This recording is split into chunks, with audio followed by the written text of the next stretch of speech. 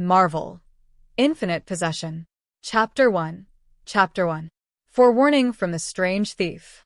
Notice. April Fool. Under the red moonlight, at the crossroads of the world, I will deliver a wonderful performance. Phantom Thief Kid. In response to a number of vicious deaths that have happened in recent days in the 3rd block of West Midtown Manhattan, the district's police said, sorry to interrupt you, Kate. New York, NBC, the news anchor covering the story, seemed to have suddenly received some kind of message and hastily spoke up to interrupt the reporter who was broadcasting. Now. Breaking news. The New York City Police Department has received the latest letter from the Phantom Thief, signaling a new wave of criminal theft. In response, the commissioner said he would do his best to bring the Phantom Thief to justice. Phantom Thief Kid was the new criminal to emerge from New York City in recent months. Unlike other common criminals who were cautious or wary, the Phantom Thief became the darling of the New York news media and a stain on the NYPD with his daring and flamboyant style of thievery and his bizarre methods. Although, after a vast number of successful crimes, Phantom Thief Kid would return the items he stole to their owners. It still couldn't conceal the fact that it was a crime. In front of the NYPD, after a flurry of interviews and coverage by the media, Commissioner George Stacy returned to the station with a dark look on his face. Have you confirmed the contents of the letter, whether it was written by that damned thief or not?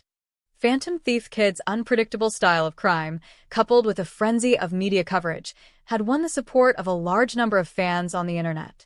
As a result, the NYPD often received fake letters from some fans of the Phantom Thief, causing a certain amount of disruption and hindrance to the police's work. According to forensics, comparing it to the last letter the Phantom Thief sent us, they're pretty sure the Phantom Thief sent this letter.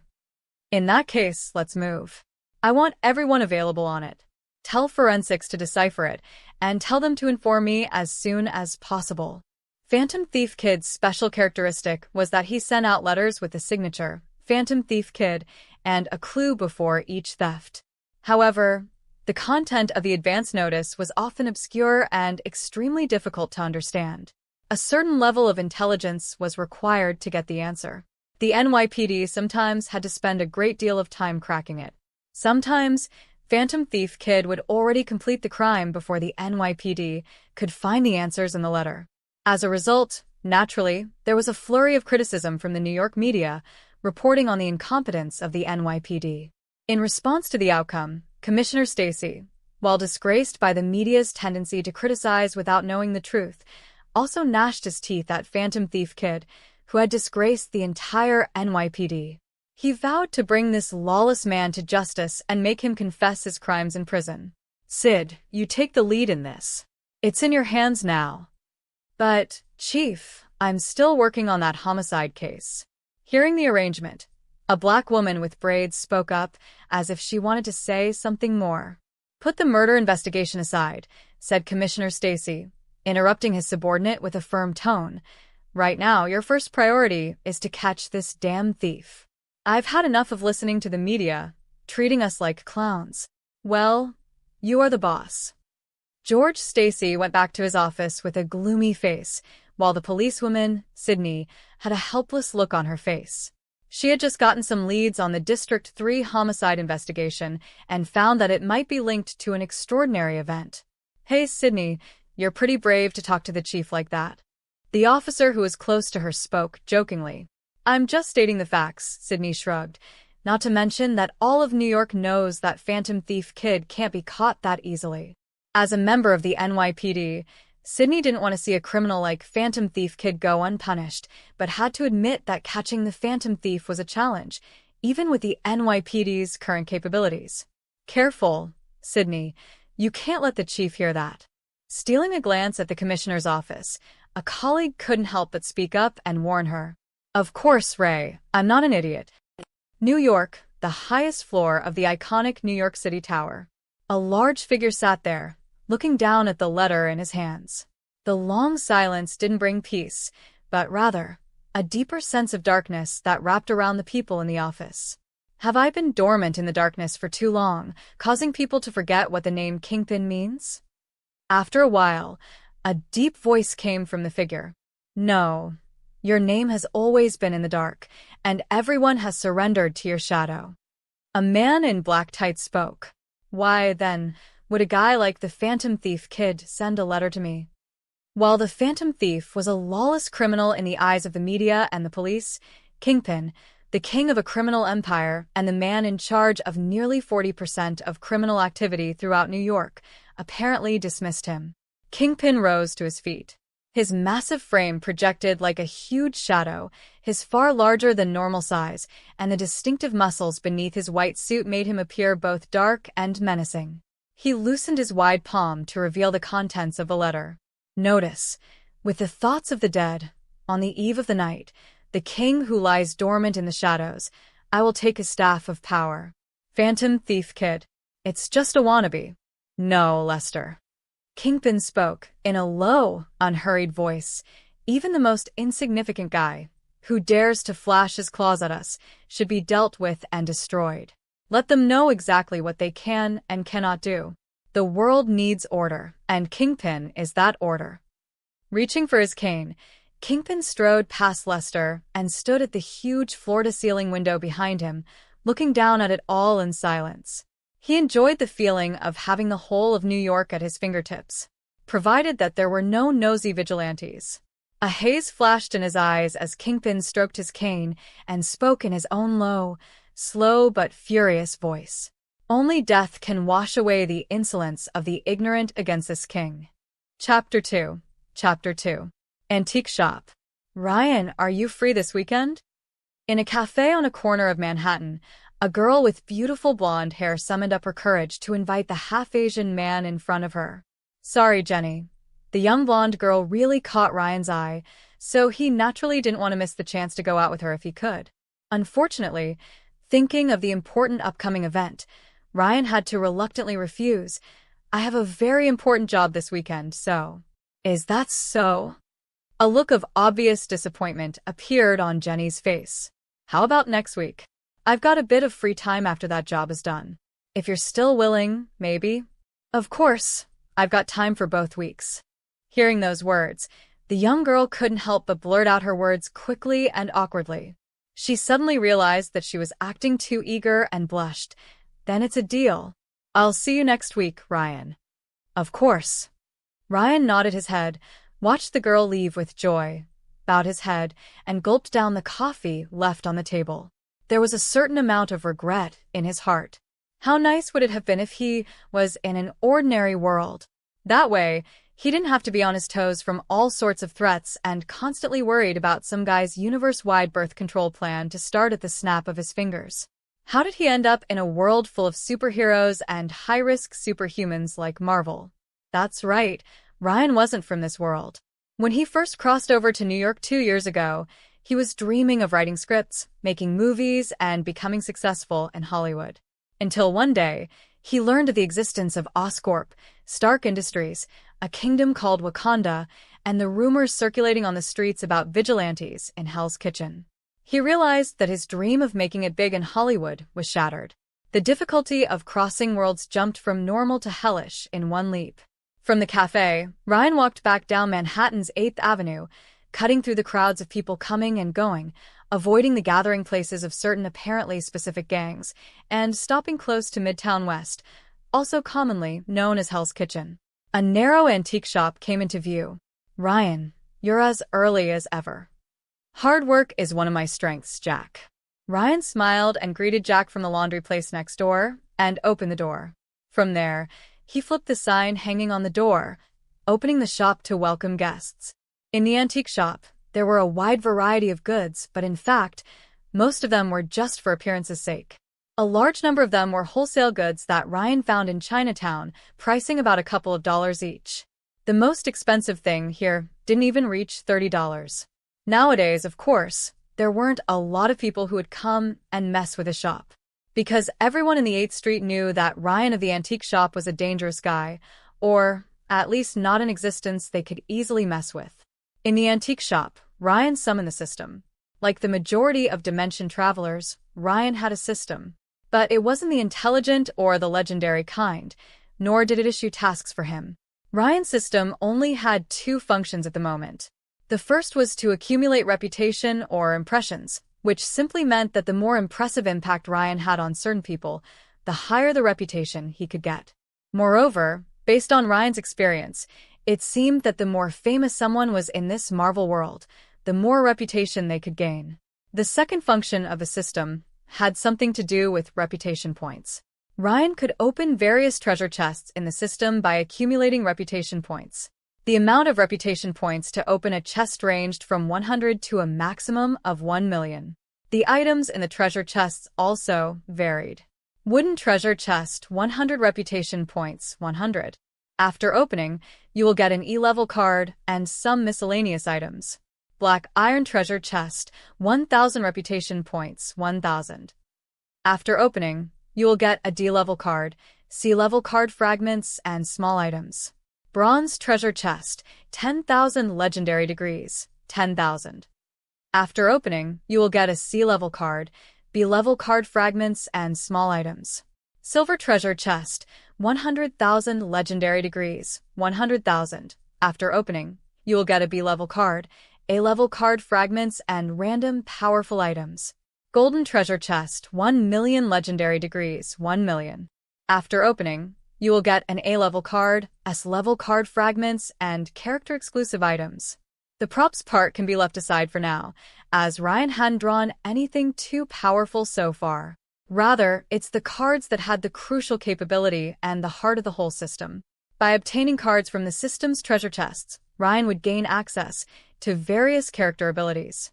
Excluding some of the purely hilarious E-level task cards, the most important card in Ryan's hands at the moment was a D-level that he got by accumulating reputation points for half a year. D-level card. Phantom Thief Kit. Skills, magic, disguise, escape, treasure identification. Background: a legendary and internationally acclaimed phantom thief with the International Criminal Code 1412. He is a superb thief who possesses great talent, is proficient in disguise, voice changing and escape techniques, and uses magic tricks to commit crimes targeting jewelry and other valuable artworks. That's right, the real face behind the Phantom Thief Kid, who sparked media coverage throughout New York and was wanted by the police, was actually Ryan.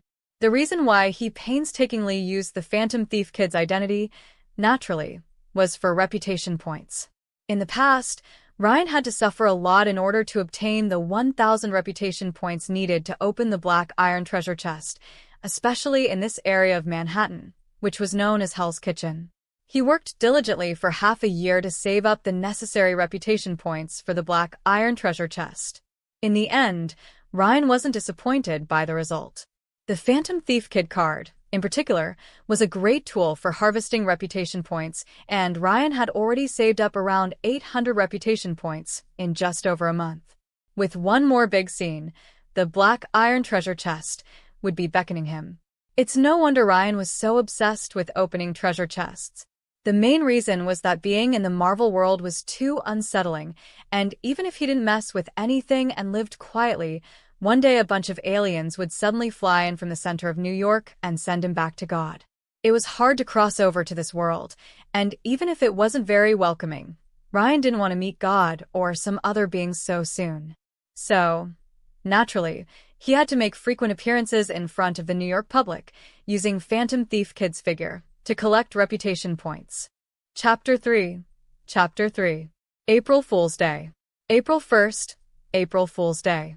While the citizens of New York were still immersed in the cheerful atmosphere, the NYPD had gathered in Times Square. What's the matter? Mommy, there are so many policemen. Could it be an April Fool's joke? They're carrying real guns. It can't be something as simple as a joke. Let's just get out of here. If something dangerous happens later, it would be terrible. Hey man, you guys are cool. Ignoring the reaction of the surrounding citizens of New York, Commissioner Stacy turned to Officer Sidney and asked, "Are you sure it's here?" He personally led the operation. Blockers were also placed on standby at a distance to deter them, with the clear aim of apprehending Phantom Thief Kid and clearing the shame that had been inflicted on the NYPD for some time. According to the clues in the letter, we're sure that the location should be in Times Square. Officer Sidney said, holding the letter left by the Phantom Thief, April Fool refers to April Fool's Day, and the crossroads of the world obviously refers to Times Square. The feeling of being unsure about the location of the perpetrator's next crime from the letter he left was somewhat stifling to Commissioner Stacy. But as an experienced police officer, he quickly dealt with his emotions and continued to ask, "What about the red moonlight? What does that mean?" Sydney shook her head and replied back, somewhat puzzled. "I don't know. I've been thinking about the meaning of the red moonlight too, but haven't had much of a clue." "I'm sorry, Chief." "There's no need to feel sorry, Sydney. You've done well enough." In that regard, Commissioner Stacy wasn't too harsh. Being able to determine when and where Phantom Thief Kid was striking was quite an achievement in itself. As for the rest of the letter, there would be plenty of time for the NYPD to figure it out once the Phantom Thief was caught. But, Chief, aren't we a bit too out in the open? If Kid sees too many people. Sydney's gaze swept over the citizens around Times Square, and she couldn't help but worry. There's no need to worry about that. According to our analysis of Phantom Thief Kid's costume, his crimes, and his psychology, we found that he's a performance type of person. In other words, the more people come and the more closely monitored the scene is, the more he's motivated to carry out his work. Sydney didn't quite understand what Commissioner Stacy was saying, which was too technical and convoluted. But thinking about the Phantom Thief's past crimes, it could also be seen that the other party really had no fear of the police. Many of his crimes were committed in the presence of police officers, and he continued to steal without restraint. As long as that guy appears in Times Square, it will be the end of his criminal career. George Stacy looked confident as he used a lot of resources to lay down his net. However, Officer Sydney felt a little uneasy as she watched the chief's grand display. And this unease grew more and more apparent as time stretched on. "What's the matter, Sydney? You look a little odd." A fellow officer who was with the team noticed the scowl on Sydney's face and expressed concern. "I'm fine." Shaking her head, Sydney suddenly turned to her fellow officer, who had a standard NYPD physique, beside her and asked, "Richmond, have you ever seen a red moon?" "A red moon?" Richmond froze for a moment, then said, "No, I asked the people at the forensic department earlier, and it's said to be a rather rare astronomical phenomenon. When there's a total solar eclipse on the moon, the atmosphere?" Sydney spoke up, interrupting Richmond's scientific explanation, "absorbs all the violet, blue, green, and yellow light, leaving only the red light to penetrate through. And when the atmosphere refracts the red light on the surface of the moon, a red moon is formed." At the surprised look Richmond threw her way, Sydney shrugged. "I asked the boys at the department too. But, in theory, there won't be any conditions to produce a red moon anytime soon unless—" "Unless what?" Richmond blurted out. Sydney's gaze swept over the commissioner not far away and the growing number of pedestrians and media gathering around Times Square. "Unless the red moon doesn't appear from the beginning of the scene."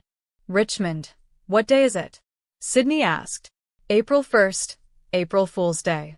"Happy April Fool's Day, Richmond." Richmond reacted by subconsciously sucking in a breath and looking at Sydney with a shocked expression. "We've all been tricked by Phantom Thief Kid." With a bitter smile on her face, Sydney looked at the nearby Police Commissioner Stacy. "The most important thing now is how to tell the commissioner. This is a disaster." Richmond couldn't imagine the look on the commissioner's face when he learned the truth. Reputation points from Sydney +5. Reputation points from Richmond +1. Reputation points from George Stacy +10. Seems like the NYPD had caught on to my April Fool's prank. In Manhattan, next to the towering building, an old black man looked at the prompt given by the system and muttered to himself. The black man was naturally Ryan. With his disguise skills from Phantom Thief Kid, a simple disguise like this was a piece of cake for him. The reason for this disguise wasn't because Ryan had nothing better to do. If anything, the teaser letter to the NYPD was just an April Fool's prank for him to brush up on Phantom Thief Kid's presence and reputation. But the letter to Kingpin was a real notice of the actual theft that was to take place.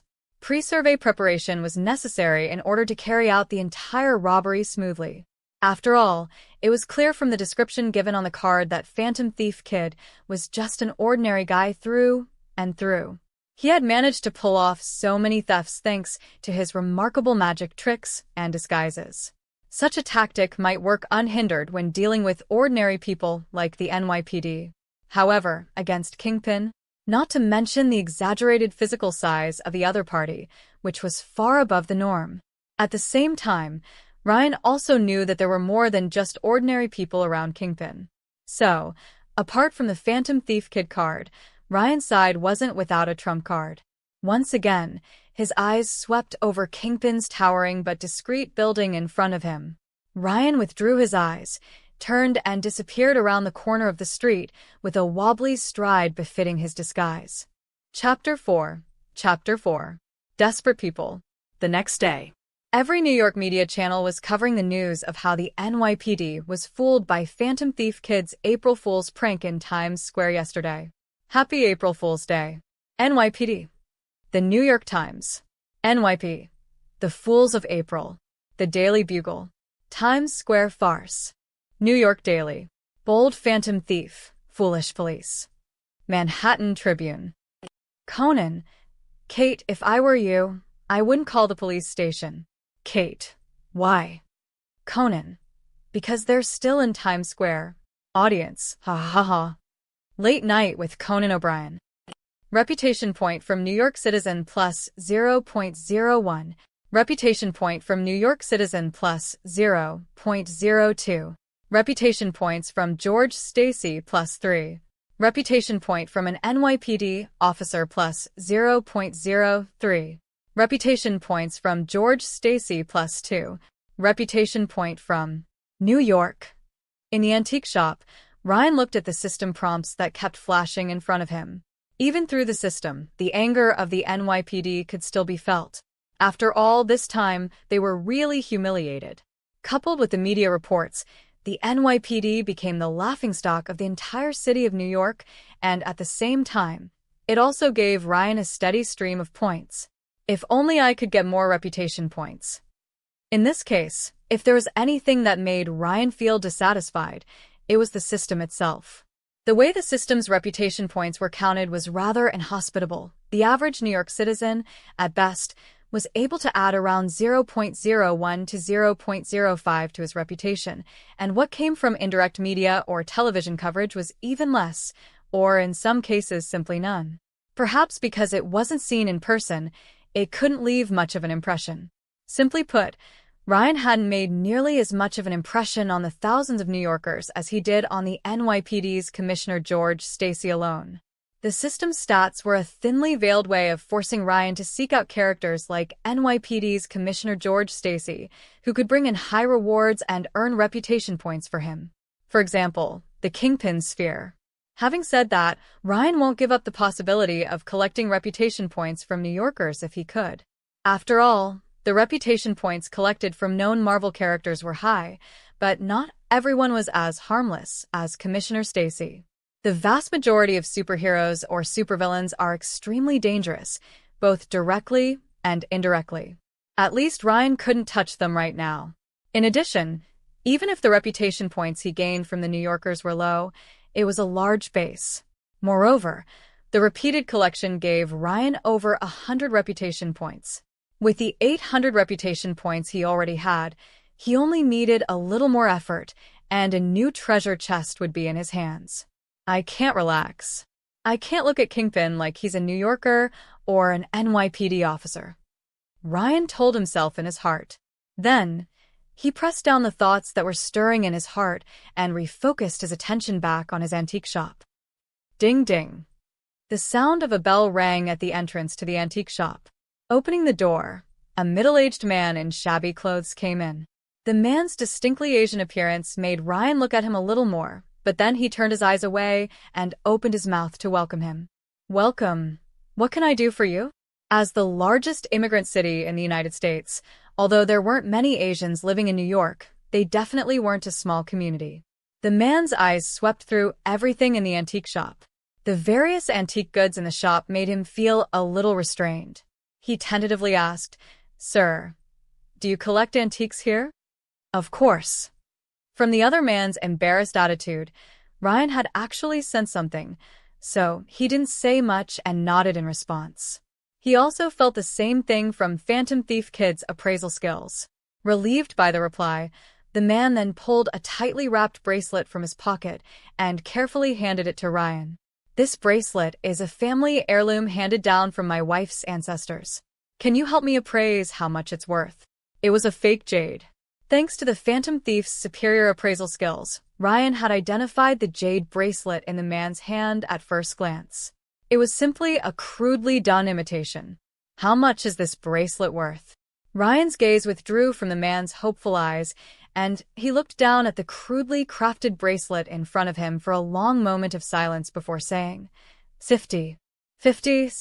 Obviously, there was a big gap between Ryan's offer and the man's expectations. He couldn't help but say, Sir, can you go a bit higher?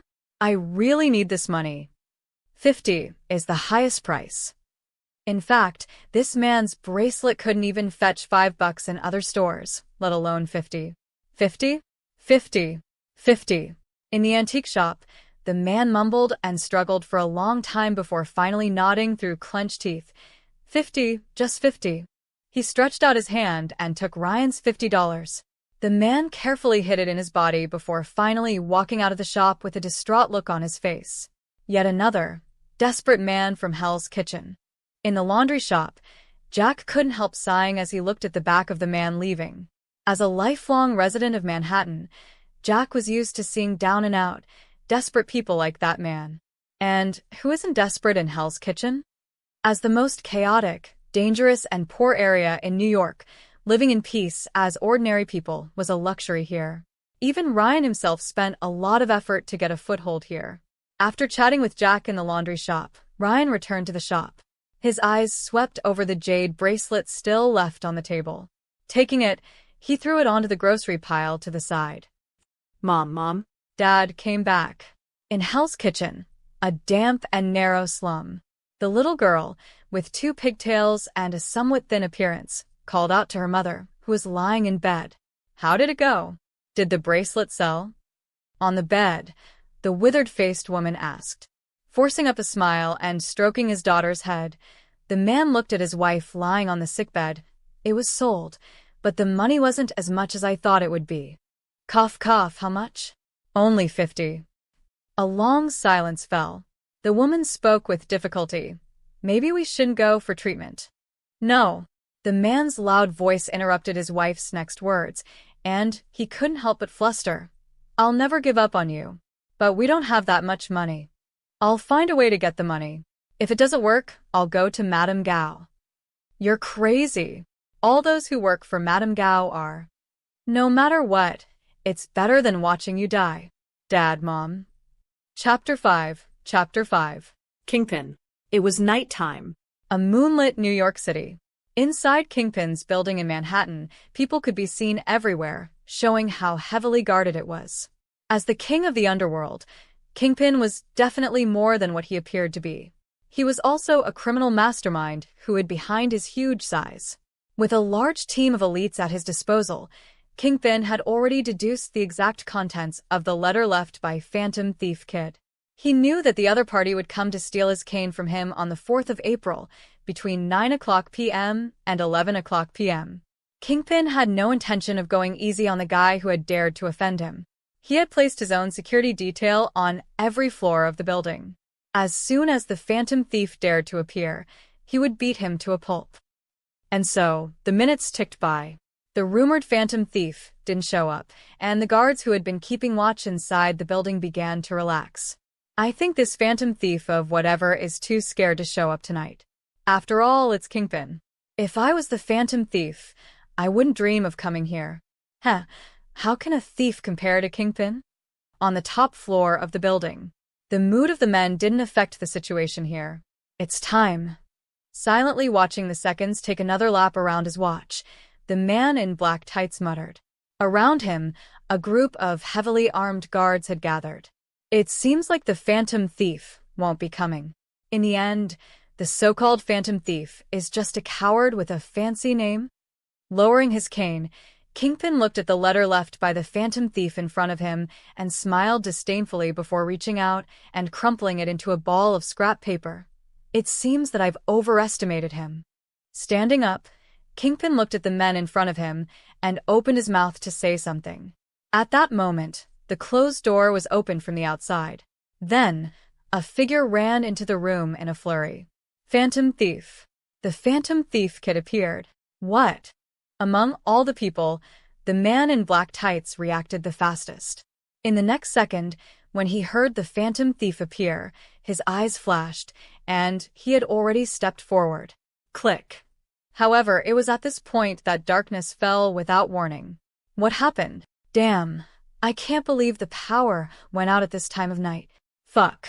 The crowd inevitably panicked as they were suddenly plunged into darkness. The originally powerful firearms in their hands had become too dangerous to use so casually in the darkened environment. Only Kingpin, even in a dark environment, didn't look alarmed. According to the building's power emergency log, it would only take 3 minutes to restore power to the building. Now, everyone, turn your guns to the door and shoot at the slightest signs of movement. Kingpin coldly gave his orders and reached out to pick up the cane at hand. Suddenly, I noticed the huge floor-to-ceiling window behind him, and the movement of his hand was instant. He immediately ordered, "Bullseye window." Hearing the voice from Kingpin behind him, the man in black tights turned around almost without hesitation. Crash. Immediately afterwards, a figure in a white cape, suit, and a tall-brimmed top hat was seen bursting in through the huge floor-to-ceiling window with a loud sound of shattering glass. Bingo! Almost as soon as Phantom Thief Kid appeared, the leotard man named Bullseye swung his arm violently. An ordinary playing card in his hand was used as a sharp weapon and struck Phantom Thief Kid's figure with pinpoint accuracy. Poof! However, in the next second, the dull sound from the Phantom Thief made Bullseye frown. As Kingpin said, the 3 minutes were up. With the backup power restored, bright lights illuminate all corners of the room. The crowd then got a good look at the Phantom Thief's figure that had broken into the office. Impressively, it was just a doll dressed up as the Phantom Thief with a smiley face. I can't believe I was fooled by a doll. Bullseye's gaze was fixed dead on the poker card that was stuck to the doll's chest. The throwing ability that he was so proud of when placed on a doll's body was the biggest ridicule to him. Kingpin tapped the shards of glass off his shoulder with a grimace and glanced down at the now missing cane from his side. Obviously, the Phantom Thief had fulfilled his promise to take away his cane. The fact that he was laughing at the other party for being useless before was ridiculous. After a long silence, Kingpin scanned the men in front of him and suddenly spoke. Who was that guy who broke in earlier? Earlier, the whole process happened so suddenly that everyone subconsciously ignored the person who burst in. Now, when they heard Kingpin's reminder, they suddenly realized it. The whole thing was bizarre, in every way. The other party broke in, and then the power immediately went off. If it was a coincidence, it was too much of a coincidence. Crucially, the other party had now mysteriously disappeared amongst the crowd. That man is the real Phantom Thief Kid. Bullseye reacted and looked at the people who were still staring at each other and nonchalantly said, "What are you waiting for? The other party is probably still in the building. Go after him." With Bullseye's command, the crowd sprang into action. "Tell them to replace the windows for me by tomorrow." Kingpin's eyes swept over everything in the room, finally stopping at the broken floor-to-ceiling window and turning to them to order. "Understood. I'll arrange for it immediately." With Kingpin as the last one to leave from the top floor, there seemed to be nothing more in the whole room than shards of glass all over the floor. However, just a few minutes later, a pair of eyes suddenly emerged from the otherwise flat walls of the room, followed by the sight of a figure emerging from the wall. Almost exceeded the time limit of the item. Coming out of the wall, Ryan looked at Kingpin's cane in his hand. His expression was somewhat fearful. The reason why he could integrate into the wall without being discovered by Kingpin and others was all thanks to the item Ryan drew from his previous treasure chest purchase. Chameleon tea. After drinking this chameleon tea, as long as you stick your body tightly to a tree or rock, you can not only change the color of your body, but even your body will turn into wood, stone, or whatever substance it is. Although, the effect will only last 15 minutes. Ryan had drawn many such items. Although the system judged chameleon tea to be a useless item, in reality, it was surprisingly useful. Even Kingpin and others didn't think that Ryan would hide in plain sight, thinking that he left immediately after stealing the cane. Chapter 6. Caution. Unfortunately, there was only one bottle of chameleon tea, and the effect was a little too short. Otherwise, Ryan's plan could have been much more relaxed and simple. With a slight regret in his heart, Ryan's hands kept moving. Kingpin and his men, who left, may come back to check at any time. It wouldn't be easy for him to leave by then. He went to the doll and took off its clothes. The Phantom Thief Kid's doll was a fake, but the clothes it was wearing were the real deal. In addition to enhancing its appearance, the broad cloak was also an important escape tool in its own right, transforming into a simple glider for escape. With a couple of movements from his hands, the cloak in his hands was transformed into a glider. Ryan glanced back at the room behind him for the last time, then grabbed the cane in his hand and jumped down from the window. Bang! The howling wind blew the wings into inflated arcs. In short, the cloak was converted into a glider. Although simple, the material was unexpectedly strong. Manipulating the glider skillfully, it flew in a gorgeous arc in midair. 10 seconds later, Ryan managed to find a graffiti-strewn, deserted alleyway and landed. Gathering the glider behind his body, Ryan glanced again at the cane in his hand. Although seemingly unremarkable, how could this cane, as Kingpin's belonging, be an ordinary item? Fumbling with the top of the cane, Ryan soon felt a slightly raised button on it and gave it a gentle push. The next thing he felt was a slight vibration in his hand, and then he saw a hole appear in the wall across the alleyway, with a stream of white smoke coming out of it. Fortunately, he had no intention of confronting Kingpin from the beginning. Ryan leaned in to look at the hole in the wall with an expression of more than a little gratitude on his face. Luckily, he was well aware of the current gap between himself and Kingpin and didn't foolishly give his neck away. Otherwise, the hole in front of him may not appear on the wall, but on his body. Ryan didn't think that his current body was as strong as the wall, to the point where it could resist the laser. He sighed at Kingpin's ferocity and his own wise thinking. Ryan looked at the cane in his hand and tossed it straight into the garbage can in the alley. The laser-emitting cane was certainly appealing, but Ryan hadn't forgotten that the cane came from Kingpin. God knows what else was in store besides the laser, and it was safer to just discard it rather than take it away and put himself in unnecessary danger. What's more, with his own system, Ryan believed that he would definitely get something countless times better than the cane. Throwing away the cane, Ryan didn't linger any longer. He immediately turned and left the alley. A few minutes after Ryan went out of the alley, Bullseye, dressed in black tights, appeared in the alleyway. He reached down and picked up the cane from the trash can, scanned the empty alleyway, and soon saw the obvious laser mark on the wall. He took out his phone and dialed a number. The guy was cautious. He abandoned the cane. In that case, come back with my cane. On the other end of the phone, Kingpin's voice rang out. Starting today, tell all the forces throughout Manhattan, whoever brings me Phantom Thief Kid will receive favorable treatment from Kingpin. As the rightful king of the underworld, Kingpin wasn't only powerful because of his own strength but also because of the vast and dangerous criminal kingdom he had built up with his own hands over the years. Anyone who dared to oppose Kingpin would face a steady stream of attacks from the kingdom. For example, the rival gangs in Manhattan and the vigilante, Daredevil, who never got tired of bothering him. Now, Kingpin had added a new name to this list of enemies. Phantom Thief Kid. Reputation points from Kingpin's bodyguard plus 0.03. Reputation points from Kingpin's bodyguard plus 0.04. Reputation points from Bullseye plus 25. Reputation points from Kingpin's bodyguard plus 0.01. Reputation points from Kingpin plus 50.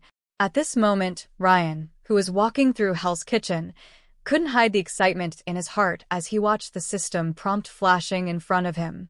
Especially that last one from Kingpin, with a full 50 reputation points.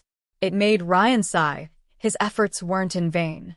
Kingpin was truly worthy of his reputation as a villain in the Marvel world, and the points he received were just as powerful. It even tempted Ryan to continuously collect points from Kingpin, if not for the danger he posed. I can't be too proud right now. Shaking his head and putting aside the messy thoughts in his head, Ryan took a glance at the reputation points in the system data panel, which was a little over 1,000, and suddenly couldn't resist his impulse to open a treasure chest. Fortunately, Ryan also knew that his current location was in Hell's Kitchen, which wasn't a suitable place to open a treasure chest. If nothing else, it was the most chaotic place in New York. Ryan was worried that opening a box here would affect his luck. Although, theoretically, a D-level character card could be obtained from the Black Iron treasure chest, which cost 1,000 reputation points anyway. But as Ryan had experienced from opening the wooden treasure chest many times, even the same D-level character cards had their strengths and weaknesses. For example, this E-rank card, Noera Hiroshi, skill currently in Ryan's hand, had no effect other than the odor of his feet. Yet another E-level card, Anze Mitsuyoshi, gave Ryan the ability to do basketball tricks, although it still didn't do much. Pushing down his innermost thoughts, Ryan quickened his pace and was on his way out of Hell's Kitchen. Across the street, however, an oncoming figure caused him to slow himself down. Isn't that the man who had visited the antique shop before? Looking at the familiar back that hurried past, Ryan slightly frowned. Although it was only a brief brush of the shoulder, he recognized the other man as the middle-aged man he had seen in the antique shop just a few days earlier. However, at this point in time, the other party appeared on the streets of Hell's Kitchen at this point in time, with another look of broken desperation all over his face. In any case, there was something odd about it. Should it be minded or not? Standing still, Ryan's gaze kept shifting between the system's data panel in front of him and the middle-aged man's back. Eventually, that conversation he had earlier with Jack about desperate people flashed through Ryan's mind. He made a decision. Then he chose a direction and started walking. Chapter 7. Chapter 7. Daredevil. The worried middle-aged man obviously didn't notice the shadow behind him. Crossing the dirty and dangerous streets of Hell's Kitchen, the man arrived outside a hidden factory. The man looked up at the factory. Flashes of his wife lying on her sickbed at home came to his mind. He gritted his teeth and walked in. "You're here." The guard at the entrance of the factory noticed the middle-aged man. He then came forward and said, The man nodded, but his eyes subconsciously swept over the gun slung over the guard's shoulder. It was clear that this factory was not as simple as it appeared. "Then hurry up. Madame Gao is already waiting for you." The guard noticed the man's eyes, but he didn't care much. Instead, he urged him. This place. Hidden in the shadows around the corner, Ryan silently watched the factory that appeared before him and the two men talking at the entrance. The guns on the guards reminded Ryan that the situation was a lot more dangerous than he had thought. Although the use of firearms was common in America, the fact that an ordinary factory guard would need to use a gun while on patrol was itself a point of suspicion. Or perhaps it wasn't an ordinary factory in the first place. Convinced that the factory in front of him was unusual, Ryan had no intention of lingering or breaking in. After all, from the way the middle-aged man was talking to the guard, it was clear that the other party was already aware of the situation at the factory, yet still insisted on going inside. Since the parties concerned had already made their decision, why should he meddle any further?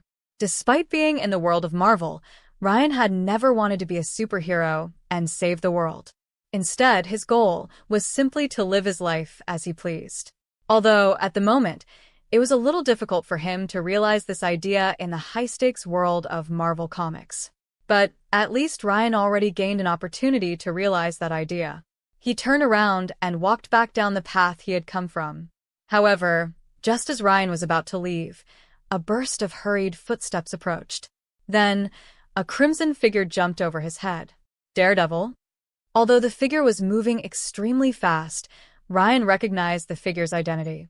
It was Daredevil, a superhero who had become famous in Hell's Kitchen recently. Of course, in fact, Ryan knew more, such as Daredevil's other identity in the daytime, a talented blind lawyer named Matt Murdock. Daredevil's sudden appearance was somewhat unexpected to Ryan. Stopping in his tracks when he had planned to leave, Ryan glanced back at the factory behind him. His expression was somewhat tangled. Now, Although leaving could minimize the risk, he would definitely miss a chance to meet Daredevil and earn reputation points. Although there were a lot of superheroes in New York, Ryan couldn't actually meet them at his level right now. Daredevil, on the other hand, was obviously a relatively safe existence among many superheroes he could try to contact. After all, Daredevil fought against gangsters in Hell's Kitchen, and their highest level was only at Kingpin's level. Far from the late stages of the Marvel movie world, where there was an alien invasion and planetary destruction at every turn. So, after stopping for just a moment and hesitating, Ryan made a quick decision. Of course, although the decision had been made, Ryan wasn't going to be foolish enough to barge straight into the factory. Before going in, he decided he needed to open a treasure chest to suppress his fears. Madame Gao, the man is here. In the factory, a man walked up to the second floor under the guidance of the security guards and met the legendary Madame Gao.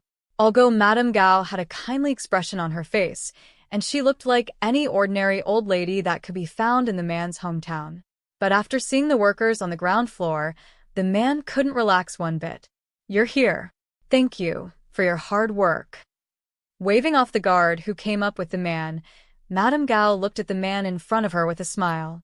She kindly said, "Since you decided to come and work for me, you should have thought it through. The job here is not as easy as it is out there, where you can join and quit when you want." Thinking of what he had seen on the first floor of the factory before, the man nodded with a heavy expression. "Madame Gao, my wife is ill, and I really need money." I know. Madame Gao nodded but uttered very cruel words with a kind expression. "Many of the workers who come to me are in the same situation. I will never be stingy in this regard, and I will definitely pay for your wife's treatment as long as you can blind yourself like they did, and then work for me in the factory." Madame Gao's words silenced the man. Even though he had always thought he had made up his mind, he couldn't help but falter when the moment came. After all, it was one's own eyes. Who would want to become a blind man? Looking at the struggling man, Madame Gao didn't say anything to urge him on. She simply looked at him quietly, with a kind expression on her face. "Madame Gao, will you really give me the money I need to treat my wife's illness?" "Definitely. I promise. I will work in the factory." In the end, the man made his own decision. Good. Seeing this, Madame Gao smiled and nodded her head. She slowly walked to the drawer in the room and took out a small black bottle, reached out and handed it to the man. "Drink the poison in the bottle, and your eyesight will gradually blur within 3 days, and you will end up completely blind like the workers working below." The man across the table, trembling, reached out his hands and took the bottle from Madame Gao's hand and held it tightly in his palms. He bit his lower lip tightly, raised his hand, and opened the bottle to drink. "Wait a minute." Madame Gao suddenly tilted her head and stretched out her hand to stop the man. "Drink it later. It looks like there's an unwelcomed guest at the factory." With that, Madame Gao turned on her cane and walked out. The courage that had been raised was lost when Madame Gao suddenly interrupted. The man looked down at the poison in his hand. His face looked uncertain, whether to be thankful or worried. But the relief or worry didn't last long, and was soon broken by Madame Gao's shrill voice outside. "That blind bastard is here. Catch him for me." Chapter 8. Intruders. Madame Gao's remark, if made in another world, would properly be discriminatory against people with disabilities. But this was the world of Marvel. Madame Gao and Daredevil were clearly on opposite sides of the fence, so no one took the discriminatory remarks to heart. No, more like they didn't hear it. In the factory, at Madame Gao's command, the blind workers with numb expressions dropped the drugs in their hands and fumbled around to pounce on Daredevil, who had broken into the factory.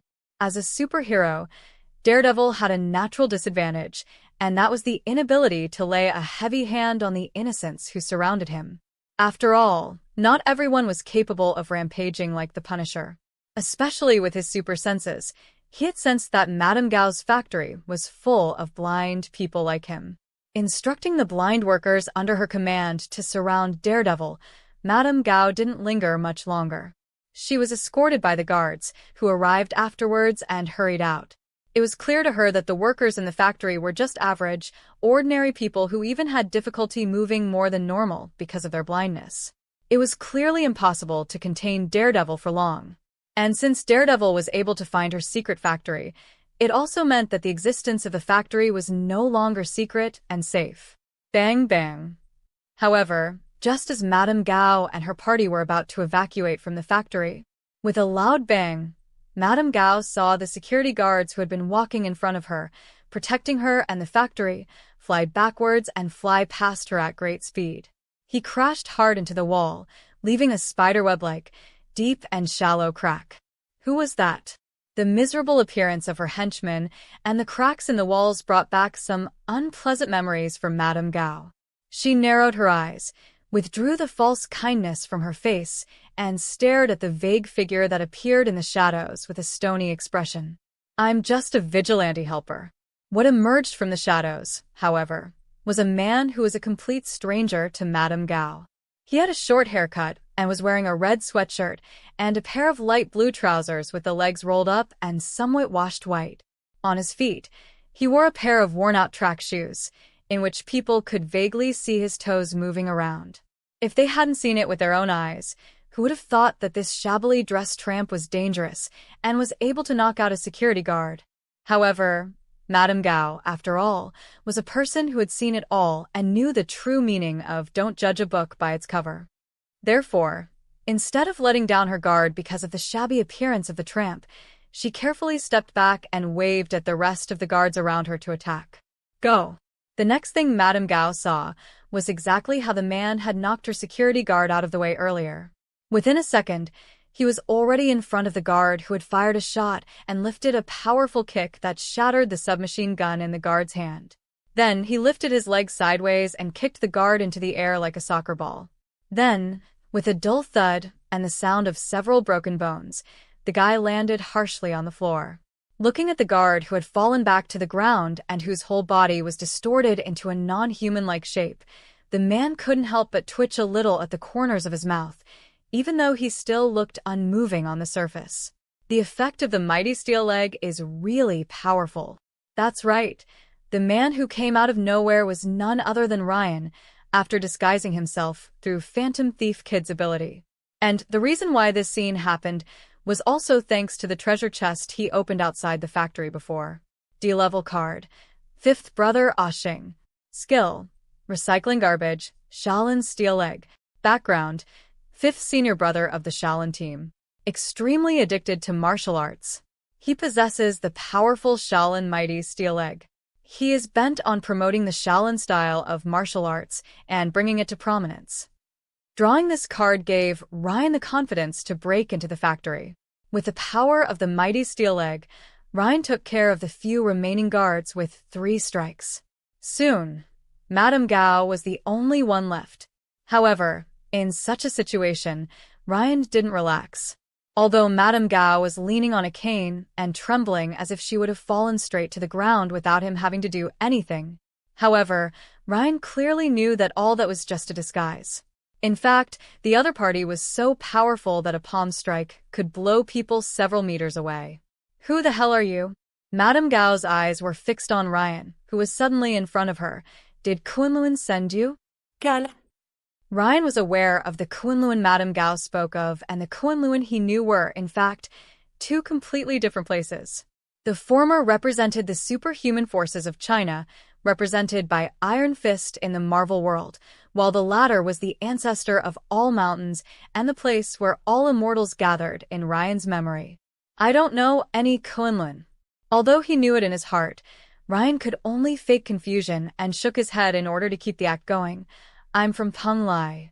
Penglai. Reputation points from Madame Gao plus 15. Madame Gao was aware of Penglai, the legendary island of immortality overseas in the east. Isn't that place a legend? Upon hearing the legendary name, Madame Gao was still in disbelief. Isn't it the same with the Kunlun you're talking about? In response, Ryan couldn't help but ask a rhetorical question. Ryan's Penglai couldn't really exist, at least in the Marvel world. The reason why he said it was because he could brush up on his reputation by creating a perception of a mysterious force. Madame Gao was silent for a moment at Ryan's rhetorical question, digesting what she had learned before saying, "If you're from Punglai, why are you in New York?" "I'm here to find the legendary ultimate king of killers, the Beast, who disappeared 3 years ago after killing our Punglai's people and was recently rumored to have been seen in a place called Villard, New York." The ultimate king of killers? The Beast. Reputation points from Madame Gao plus 20. As an old woman who had lived for countless centuries, Madame Gao thought she had all the answers she needed, but she was still a bit shocked by Ryan's answers. Reputation points from Daredevil plus 15. Ryan wasn't surprised to get reputation points from Madame Gao. After all, that was why he said those things. However, the appearance of the prompt from Daredevil was a bit interesting. This meant that the superhero was secretly hiding in a corner, eavesdropping on the conversation between Madame Gao and him. Chapter 9. Chapter 9. Serious injury. As some people say, fooling one person was a lie, fooling two is a con. Since Daredevil delivered the reputation points willingly, naturally, Ryan would gladly accept it. Taking Ryan's words into account, Madame Gao reluctantly gathered the look of surprise on her face and then turned to question, "If you claim that you're from Punglai, there shouldn't be any enmity between us. Why did you come here to trouble me? Would you believe me if I said that it was all just coincidence?" "What do you think?" Madame Gao said with a cold face, looking at the security men who had fallen beside her. In this world, no one believed in telling the truth anymore. Looking at Madame Gao's expression, Ryan knew that the other party didn't believe his words at all, even if what he was saying was actually the truth. Silently shaking his head, he then raised his head and continued to act according to the image he was playing. Punglai may be secluded, but it doesn't mean that there is no right and wrong. Moreover, the practice of blinding others for personal gain is against the heavenly principle and is close to the devil's way. I won't allow you to continue with such practice. Another existence similar to Kunlun? Indeed, whether it's Kunlun or Punglai, they're both equally annoying. In response to Ryan's blunt reply, Madame Gao slightly lowered her head and whispered as if she was reminiscing and resentful. While seeing that scene, Ryan subconsciously tensed his nerves with a nervous look on his face. Because this old woman had lived for hundreds of years, he was sure that Madame Gao had some tricks up her sleeve. The more she looked like this, the more he had to stay calm. When Ryan and Madame Gao silently confronted each other, somewhere else, Daredevil, who had been hiding in the shadows, couldn't bear it any longer. He came to Madame Gao's factory not only to fight the evil forces entrenched in Hell's Kitchen, but also to find out the relationship between Madame Gao and Kingpin and search for incriminating evidence.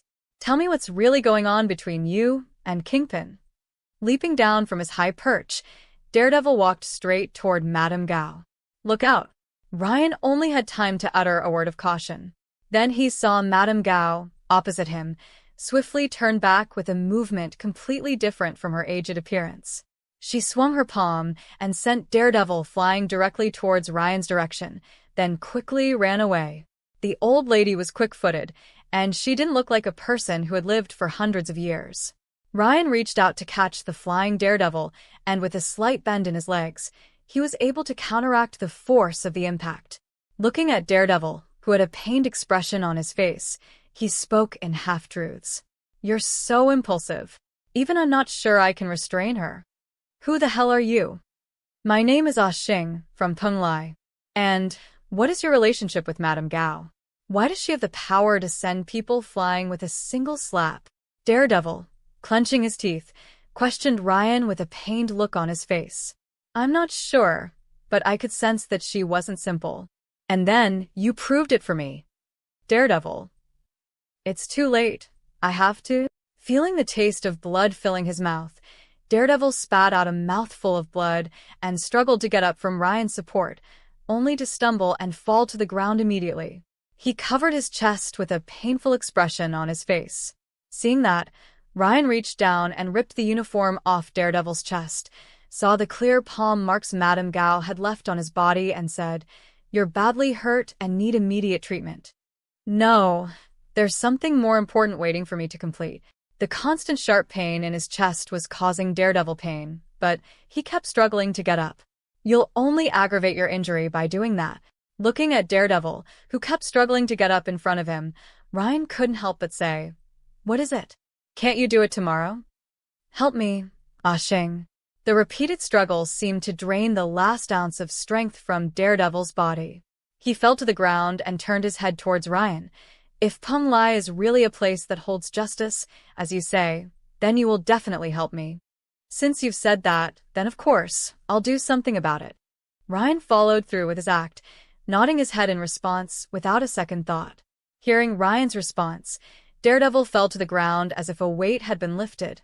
"Help me, get all the people out of the factory. Those are innocent people, victims of Madame Gao." At this moment, regardless of Ryan's thoughts on superheroes, what Daredevil said somewhat moved him. "No problem, I'll take care of it." The workers in the factory were dispersed. Ryan returned to Daredevil's side and helped the superhero, who was starting to fall unconscious. "Wait a minute, Ah Shing, please do one last thing for me." Vaguely aware of Ryan's figure, Daredevil used the last bit of strength he had to hold on. "Dude, you're hurt pretty badly. Stop talking. Can't you just rest?" Ryan looked at Daredevil with a bemused look on his face. Are all superheroes so thick-headed? "This is my last request." "All right, you name it, but don't ask for anything too much." Ryan looked at Daredevil with compassion. The guy looked as if he was going to die in the next second, looking like he might take his last breath at any time. "Help me burn the factory." Leaving those words behind, Daredevil's head tilted, and he simply passed out. Ryan turned his head to look at Daredevil, who had fallen on top of himself with a serious injury. Then, looked back at Madame Gao's factory, and silently sighed. "In the end, I became Daredevil's babysitter instead." With that thought, Ryan kicked up the submachine gun that was on the floor effortlessly with his foot and shot out. He hit the oil drum stored in the factory and caused a spark that ignited the oil. The fire soon spread throughout the factory. Fire spread, lighting up the factory's surroundings as if it were daytime. The fire quickly came close to where Ryan was standing. Hearing the faint sound of fire alarms in the distance, Ryan stopped and ran out of the room, dragging the unconscious Daredevil with him. Knock, knock, knock. "Who is it?" A sharp knock at the door caused Claire to feel alarmed. She cautiously made her way to the door, but instead of opening it rashly, she frowned and glanced out through the cat's eye. At the door, the empty sight made Claire's already furrowed brow tighten even more. She backed up to the kitchen and picked up the pan. Feeling the heavy weight in her hands reassured Claire a little. After that, she carefully turned the handle to open the door. Then, Claire saw Daredevil lying unconscious in the hallway. Matt. Chapter 10. Doing Good Deeds. A few hours later, Daredevil recovered from his coma. "Don't move. You are badly hurt." In the living room, Claire, who had been staying awake, heard a movement from the sofa and rushed over to stop Daredevil, who wanted to get up. "I don't have many professional tools here, so I could only treat your wounds temporarily. If you don't want your wounds to get any worse, just lie on the sofa and rest, or don't expect me to help you in the future." Claire's words clearly had an effect. Daredevil stopped struggling and laid back on the sofa, covering his chest and panting slowly to ease the pain from his injury. "So, Matt, who is it this time?" Claire poured a cup of coffee to resist sleepiness, looked at Daredevil on the sofa, and asked in a familiar tone. Obviously, she was very familiar with Daredevil and even knew the identity behind the superhero. "Madame Gao, an old lady." "Old lady?" Claire raised her eyebrows and looked up and down at Daredevil's appearance at the moment. This injury didn't seem like it was caused by an old lady. It's a bit hard to believe, but it's the truth. Even Daredevil himself, if he hadn't experienced it personally, couldn't believe that Madame Gao's elderly body could have such a powerful force. "All right." Claire shrugged her shoulders. After all, there was a superhero lying on her sofa in front of her eyes, so it didn't seem unacceptable that there was a strong old lady out there. "And how did you get to my doorstep?" As a professional nurse, after dealing with Daredevil's wound, Claire understood that it was impossible for him to come here alone because of the severity of his injury. "Ah Shing." Daredevil whispered a name. "Ah Shing." Claire repeated the name Daredevil said, with a puzzled look on her face. Who's Ah Xing? A fellow vigilante. No, I met him in Madame Gao's factory. He said that he's from Peng Lai. Peng Lai? What kind of place is Peng Lai? Claire pronounced the somewhat tongue-twisting name and felt her mind was a little inadequate. I don't know. Daredevil shook his head, but I have a hunch that I'll meet him again in the future. Word has it, you ran into a bit of trouble, Madame Gao. In a familiar building on the top floor. Kingpin looked at the thin old woman in front of him and quietly remarked, "So did you, Kingpin." Leaning on her cane, Madame Gao glanced back at the missing window behind Kingpin and replied, "It looks like we both had a bit of a rough night." Kingpin reached out and touched his once-lost cane with a sneer. When two prominent figures from Hell's Kitchen got together, it wasn't just a matter of chatting about their daily complaints. Gathering up the smirk that was on his face, Kingpin looked at the plain-looking Madame Gao but had no intention of belittling her. "So, Madame Gao, do you need me to help you?" With Kingpin's ability, as long as he gave the order, he could help Madame Gao rebuild her factory. However, in the face of Kingpin's kindness, Madame Gao bluntly shook her head and refused. "No need. It's never the factory or what's in it that interests me. Everything is just a means to an end out of convenience. I'm leaving, Kingpin, and I need time to think about the path ahead." "Leaving where, to China?" For the first time, the expression on Kingpin's face changed as he gazed at Madame Gao, who had a defiant look on her face. The question was asked outright. "No, it's much further than that." Madame Gao took a few steps on her cane and seemed to think of something before turning her head again to Kingpin behind her. "But before I do, I have another interesting piece of news to share with you." Dad, you finally came back. After a long and difficult escape from a factory fire, the middle-aged man returned home. The first thing he heard was his daughter's innocent, affectionate voice. "Yeah, Dad is back." Holding his daughter tightly in his arms, the man's eyes turned red. Carrying his daughter to the bedside, the man immediately met the worried gaze of his wife. "You didn't." On the sickbed, his wife's eyes were tightly fixed on the man's eyes. She spoke with a shaky tone. In response, the man didn't open his mouth to say anything more, nor did he say anything about what had happened to him this evening. He just shook his head. "No? Then that's good. That's good." After receiving the response from her husband, the wife in the sickbed then went limp all of a sudden, leaning on the head of the bed with her mouth mumbling over and over. She couldn't imagine what kind of attitude she would have had if her husband had gone blind for her. "Dad, someone's at the window." Just then, the daughter he was holding in his arms suddenly pointed to the window and shouted. Hearing that, the first thing the man thought of was that Madame Gao had sent someone over. With a look of panic, he shielded his daughter and wife behind him. "Please spare my daughter and my wife, they're innocent. I'll go back to the factory." The man begged for a moment, but the expected situation didn't appear. There were no vicious guards from Madame Gao's men barging in, nor was there anything terrible going on in front of them. Turning to the daughter behind him, she nodded her little head with a serious little expression on her face. "Really, Dad, I saw a man appear in the window." After hesitating for half a moment, the man carefully walked toward the window. "This is..." Reputation points from Daredevil plus 25. Reputation points from Claire plus 15. Reputation points from Madame Gao plus 20. Reputation points from Kingpin plus 30. Reputation points from New York Citizens plus 0.5. Reputation points from New York Citizens plus 0.5. Reputation points from New York Citizens plus 0.3. Ryan jumped from rooftop to rooftop in Hell's Kitchen, thanks to the superb leg strength of his mighty steel leg ability. The corners of his mouth curved upwards in a distinct curve as his eyes swept over the contents displayed on the data panel. He was certainly excited about the massive amount of reputation points he got from Daredevil and Kingpin. However, it was the 3 minuscule increases in reputation that appeared at the end of the system prompt that Ryan smiled at. Although there was no thought of becoming a superhero, it felt good to do a good deed every now and then.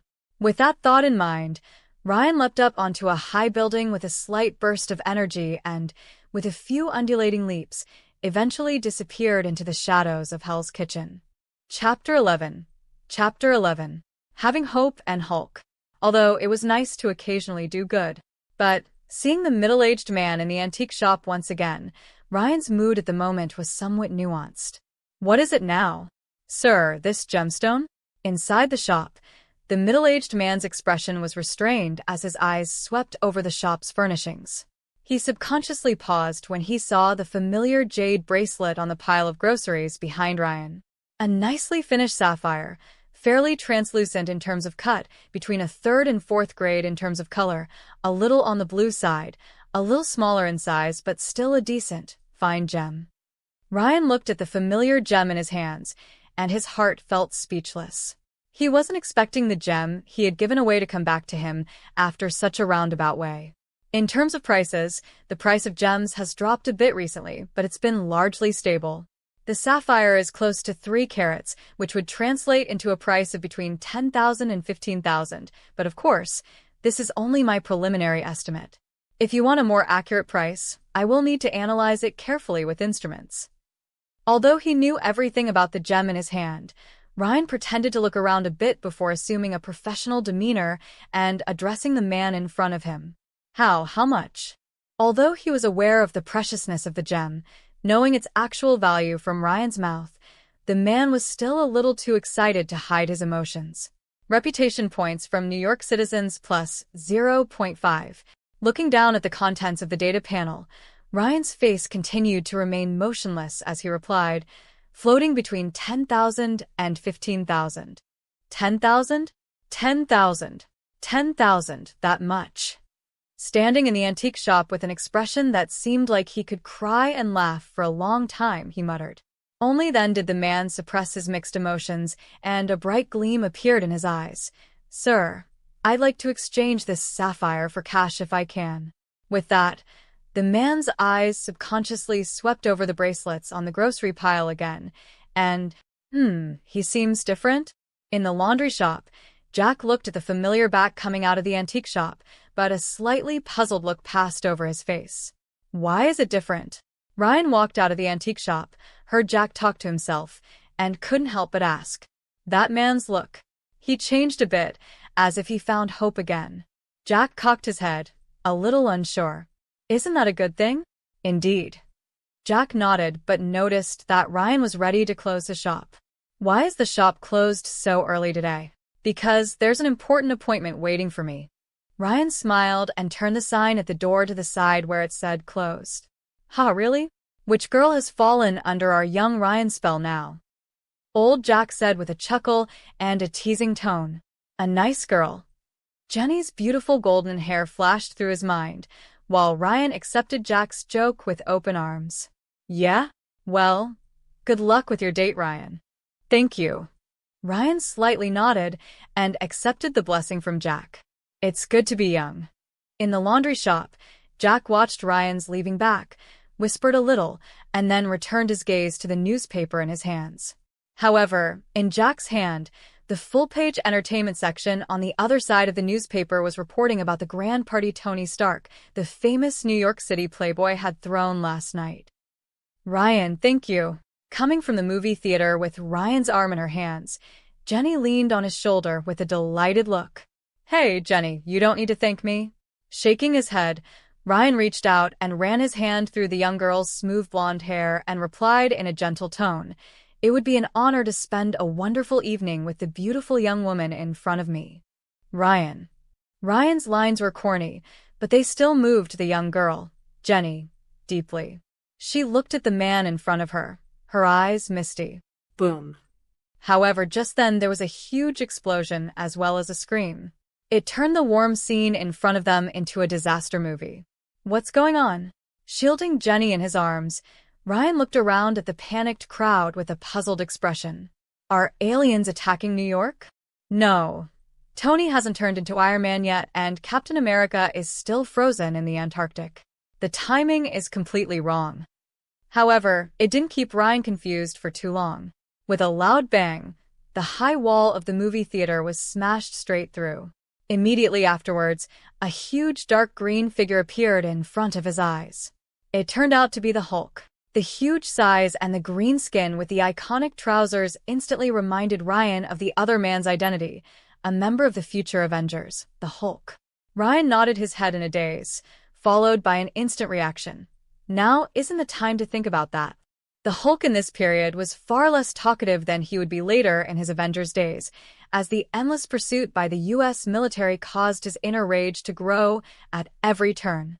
Had Banner, hidden inside the Hulk, not been trying to exercise restraint and escape, New York would have been reduced to a wreck in the midst of the Hulk's fury. Ryan looked at the movie theater wall in front of him, where Hulk had crashed through, leaving a human-shaped passage, and turned his head to look at the helicopter hovering overhead. He was basically sure of it. The situation at hand must have been another case of the U.S. military luring Banner through some means with the intention of capturing him, only to accidentally set Hulk free, resulting in the scene before them. There were times when Ryan simply couldn't understand the mindset of some of the U.S. military people, knowing full well that Hulk's power was so great that normal conventional weapons wouldn't be able to do much to him. Yet they consistently took a hardline approach to capture rather than using a flexible approach to engage with Banner. Banner was the perfect person to talk to, rather than the uncontrollable Hulk. Not to mention that Banner himself had always held the idea of controlling and even destroying the Hulk. At this time, if the military could soften its attitude and show goodwill, it could actually work together with Banner and even study it. But it was the military, or General Ross, who was in charge, who chose to take the hard line of confrontation. The military turned a good win-win situation into an unmanageable outcome. The overbearing and unreasonable nature of the U.S. military was evident. Chapter 12. Reappearance. Did you get Hulk's precise location yet? On the helicopter, General Ross frowned at the crowd below. People panicked because of the appearance of the green monster. He turned his head to his men and asked, "According to the damaged streets he left behind and where the crowd is fleeing from, it looks like he's heading towards the Empire State Building. Stop him. Don't let him advance any further. Fire rockets at him, if necessary. But, General, there are ordinary civilians down there." The subordinate's face paled, and he couldn't help but speak out. "This is an order, soldier." Without hesitation, General Ross interrupted his subordinate's words. With a straight face and a tough tone, he said, "Our first mission is to capture Hulk. In order to accomplish that, necessary sacrifices are allowed. Not to mention it was the Hulk that caused all the chaos in front of us now." A hardliner in the military, General Ross had dedicated his life to creating a super soldier similar to Captain America during World War II. Hulk was an accidental and powerful monster born out of this cause, as well as being the closest thing to a success story in General Ross's hands so far. Therefore, it was absolutely impossible for him to give it up now. Driven by his anger, Hulk kept going like a furious beast. Everywhere he went, the wreckage was scattered as if it had been through a war. Smashing the cars in his way into a mass of scrap metal with his hands, Hulk stood up, pounding his chest and letting out a loud roar at the armed helicopters that continued to fly around him. Although the transformed Hulk had lost the intelligence that Dr. Banner had, he was able to sense, with his beastly instincts, that the lump of iron hovering overhead posed a threat to him. Hulk, don't like the feeling of threats. After the roar of anger, Hulk pounded his hands on the ground, smashing holes of different sizes on the concrete. Then his fingers exerted force and actually grabbed a huge concrete block and threw it at the helicopter in midair. Heads up. Climb. Evade. Climb. Faced with the whizzing stones, the experienced pilot evaded. In midair, deprived of the force of inertia, the stones started to rapidly descend. And the spot where it fell was a place where many people were gathered. "Get out of the way. Look out." With a shout from someone, the crowd began to scatter in a panic, but there were still some slower or less reactive citizens who stood still and couldn't take cover. As they watched, a tragedy was about to unfold. Oh no! Oh my God! Many people subconsciously closed their eyes or covered their mouths, not wanting to see the bloody scene that would ensue before them. Whoops! Who would be so reckless to throw such big stones on the road? However, the expected tragedy didn't happen.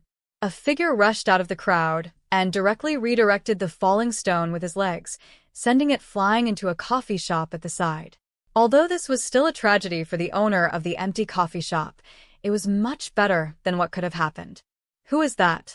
Dude, you're so cool. I can't believe he kicked away such a big stone with a single kick. Could it be the same superhero that appeared in Hell's Kitchen? It's the legendary Kung Fu. Reputation points from New York Citizen plus 0.04. Reputation points from New York Citizen plus 0.02.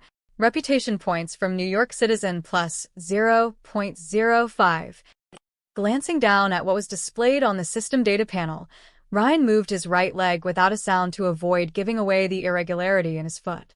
Although he managed to change the direction of the falling stone, it didn't mean that Ryan was unharmed.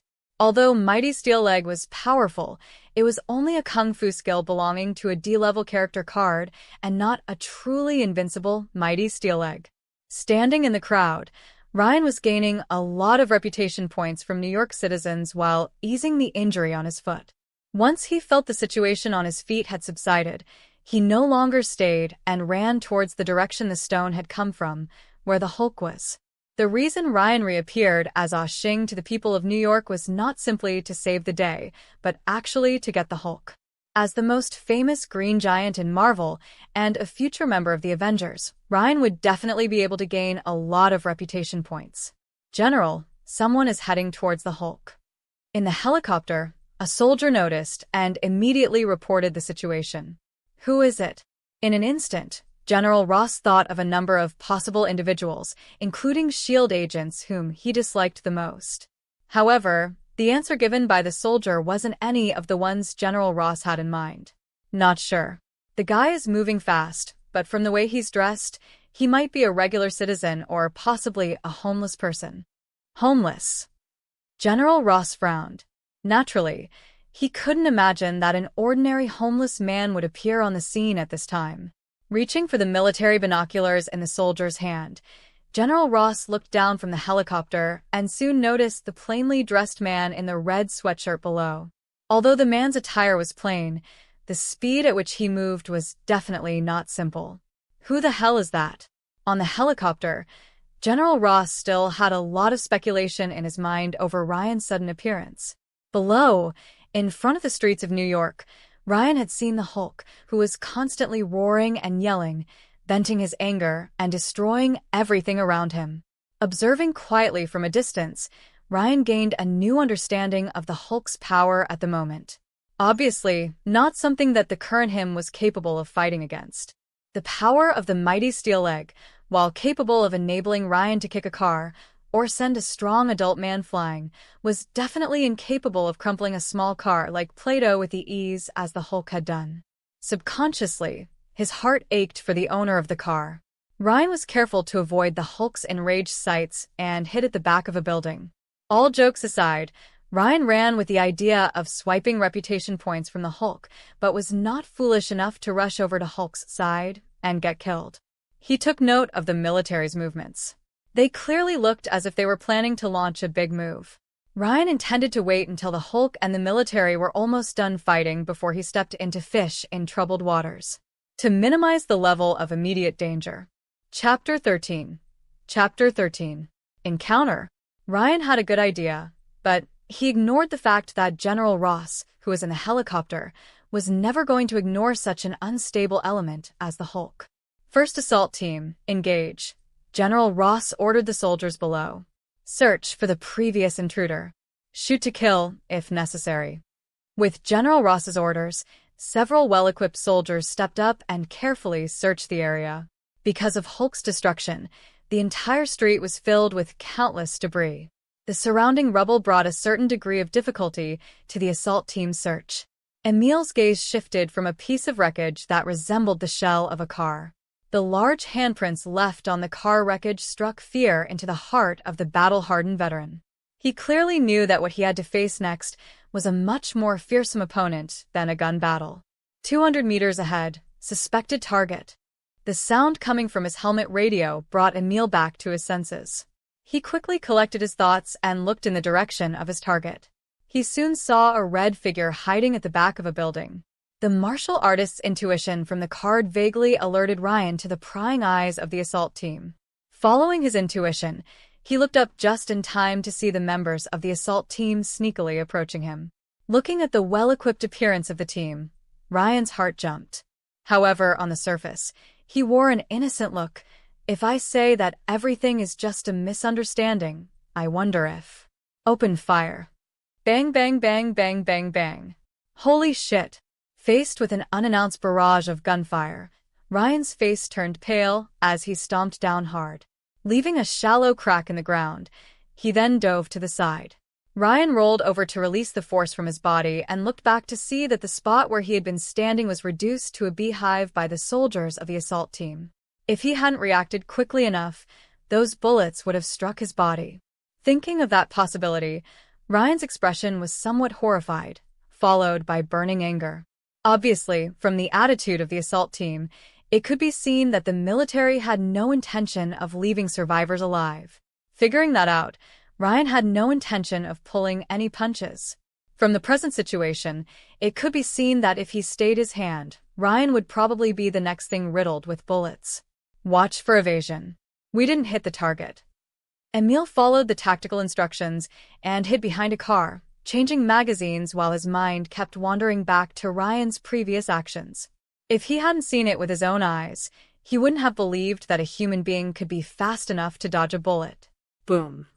In the distance, Hulk was still venting his anger. Just one street away, in the wreckage of a building, an apparently unequal battle was also going on. It was clear from the brief encounter earlier that the members of the assault team, all of whom were highly trained soldiers, possessed an extremely high level of tactical expertise. In a head-to-head fight, even 10 Ryans might not be able to defeat them. So, the battle at hand was not just a mere encounter. Ryan wasn't just an ordinary man with no ability to fight back. Since each one of them was hiding with no intention of coming out, he had to make some effort to help them come out. The target seems to have some sort of hyperreactivity. Wait for the... bang. Thanks to the radio function of their tactical helmets, the members of the assault team were able to maintain smooth communication. Emil was making tactical arrangements over the radio. Then, with a sharp, loud bang, Emil's heart tightened and he felt uneasy, hastily shouting into his helmet radio. Everyone had count now. The rest of the soldiers were somewhat aware of something and quickly counted out. 1, 2, 6. Emil, 7. When his order was finally completed, Emil's expression didn't get any better, but rather turned a few shades gloomier. There were 8 members of the assault team, and the fact that only 7 reported back meant that something had happened to one of them. Who's missing? It's Jay. I didn't hear his voice. Damn it, what happened? I don't know, I only heard a loud noise and then... bang. On the radio, the voice of the members of the assault team hadn't stopped yet. But there was another loud noise. Edward. On the other end of the radio, Emil's expression was grim. As a combat veteran, he had sensed that what had happened to the members of the assault team was clearly related to the man they had shot at and attacked earlier. However, Emil was still at a loss as to how the other party had managed to overpower the team members one by one. In any case, they couldn't let the other party continue like this. With his mind made up, Emil immediately radioed to the remaining members of the assault team. Team, prepare for a frontal assault. 1, 2, 3, go, go, go. Under Emil's orders, the soldiers who had been hiding nearby quickly got up with their weapons in hand. And it was at this moment that Emil finally got a good look at his opponent's attack. For a moment, even this war veteran couldn't help but feel a little stunned. Reputation points from a member of the assault team plus 0.04. Reputation points from Emil Blonsky plus 30. Reputation points from a member of the assault team plus 0.04. Eat this, mighty coat kick. Having succeeded in drawing out the hidden members of the assault team, Ryan's mind was settled, but his feet didn't slow down at all. He kicked the can of Coke in front of him with a powerful blow. Bang. With a familiar loud bang, the Coke can directly flew toward a member of the assault team in the distance. That's right, The attack method Ryan used to destroy the members of the assault team one by one was nothing more than kicking the cans of Coca-Cola at his feet from the broken vending machine. These cans of Coke might not look like much, but when combined with Ryan's powerful kicks, they transformed into improvised cannonballs. They smashed the members of the assault team, sending them flying into the air with their equipment and their bulletproof armor. There was no way to counteract the powerful force from the mighty steel leg. In midair, the brownish-black liquid was sprayed everywhere. The scene was very chaotic. Chapter 14. Chapter 14. Locking Eyes. In the past, if someone told Emil that he was beaten by a Coke can, he would have dismissed it as a joke or simply a cheesy scenario from some third-rate comedy film. However, when this scene appeared in front of his eyes, Emil realized that this wasn't a comedy, but more like a horror movie coming to life. First Team. Progress report. Because of Hulk's indiscriminate attacks, the helicopters couldn't get close enough, and General Ross had to ask about the situation over the radio. "Sir, we are under attack. The other party isn't an ordinary person." From the other end of the radio, Emil's intermittent response came in. He was the only survivor of the assault team and had just dodged an attack from a can of Coke. "What the hell is going on?" General Ross frowned. The members of the assault team were all excellent soldiers whom he had promoted and were experienced in combat, yet there were such heavy casualties in such a short period of 10 minutes. "Soldier, tell me what kind of attack, now." As a powerful member of the U.S. military today, General Ross naturally had access to a lot of inside information, even some of S.H.I.E.L.D.'s inside information. "It's Coke cans. We were attacked by Coke cans." On the other end of the radio, after a short silence, Emil answered with some difficulty. "Cans?" On the helicopter, a look of dismay was written all over General Ross's old face. The soldiers beside him couldn't help but look at each other in disbelief. General Ross envisioned many encounters that soldiers could experience in an attack, including the appearance of a supernatural attack. But the only thing he didn't expect to attack the soldiers under his command was that it would be Coke cans. "Come on, we're on a proper military operation, not a Coke commercial. Be serious. Tell me, soldier, what exactly is a Coke can attack that turned into some sort of..." There was a moment of silence before General Ross suppressed the feeling of dissonance that burst through his mind and opened his mouth to ask. Not far away, a giant covered in green was wreaking havoc. It seemed that it wasn't incomprehensible that the assault team was attacked by Coke cans. The target was observed to have superhuman strength and was able to— "Fuck, I've been discovered." Bang. "Soldier, answer. Soldier, answer at once." With a brief, loud noise, the other end of the radio suddenly went silent. On the helicopter, General Ross kept shouting through the intercom, but he didn't get a response. Huff, huff. Emil collapsed amidst the rubble, gasping for breath. His armor was shattered beyond recognition, and a dented can of cola was embedded in his chest. The black liquid was dripping down his chest. In a trance, Emil only heard a roar from the Hulk, felt a violent shock from behind him, and then lost all consciousness. "Are you kidding me?" Ryan had no time to breathe a sigh of relief when he successfully wiped out all the members of the assault team by using Coke cans. He saw Hulk, who was venting not far away. He roared and turned his head. It was such a coincidence. Unfortunately, he caught sight of Ryan. After locking eyes, Ryan immediately became Hulk's next target. Without a second thought, he turned toward him. A wail escaped Ryan's lips. However, it was clear that Hulk, in his angry state, had little sense of reason and therefore had no possibility of communicating. Looking at the green figure moving closer and closer, Ryan moved his feet, then picked up a can of Coke and kicked it in the Hulk's direction. Bang!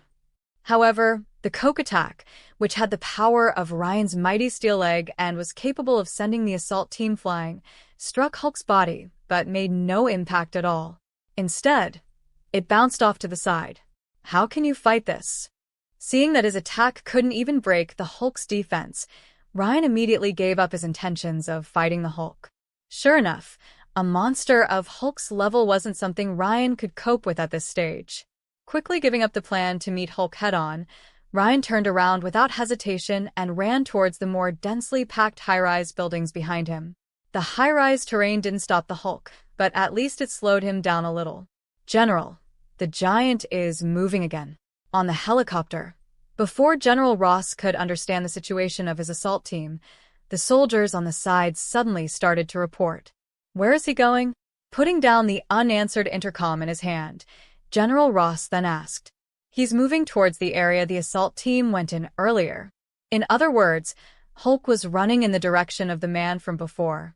General Ross reacted quickly and immediately ordered the remaining soldiers, "All soldiers, stop the green giant from moving and don't let him move any further." Although it wasn't clear what that man's purpose for being here was yet, General Ross didn't want the two sides to make contact, whether it was for selfish reasons or the thought of maintaining confidentiality. At General Ross's command, the helicopter, which had been hovering high above the Hulk, began to descend slowly, and a steady stream of bullets was fired. The attack from the helicopter's guns clearly helped Ryan to escape. Although the bullets of the helicopter couldn't do any harm to Hulk, they were a good way to stop his progress.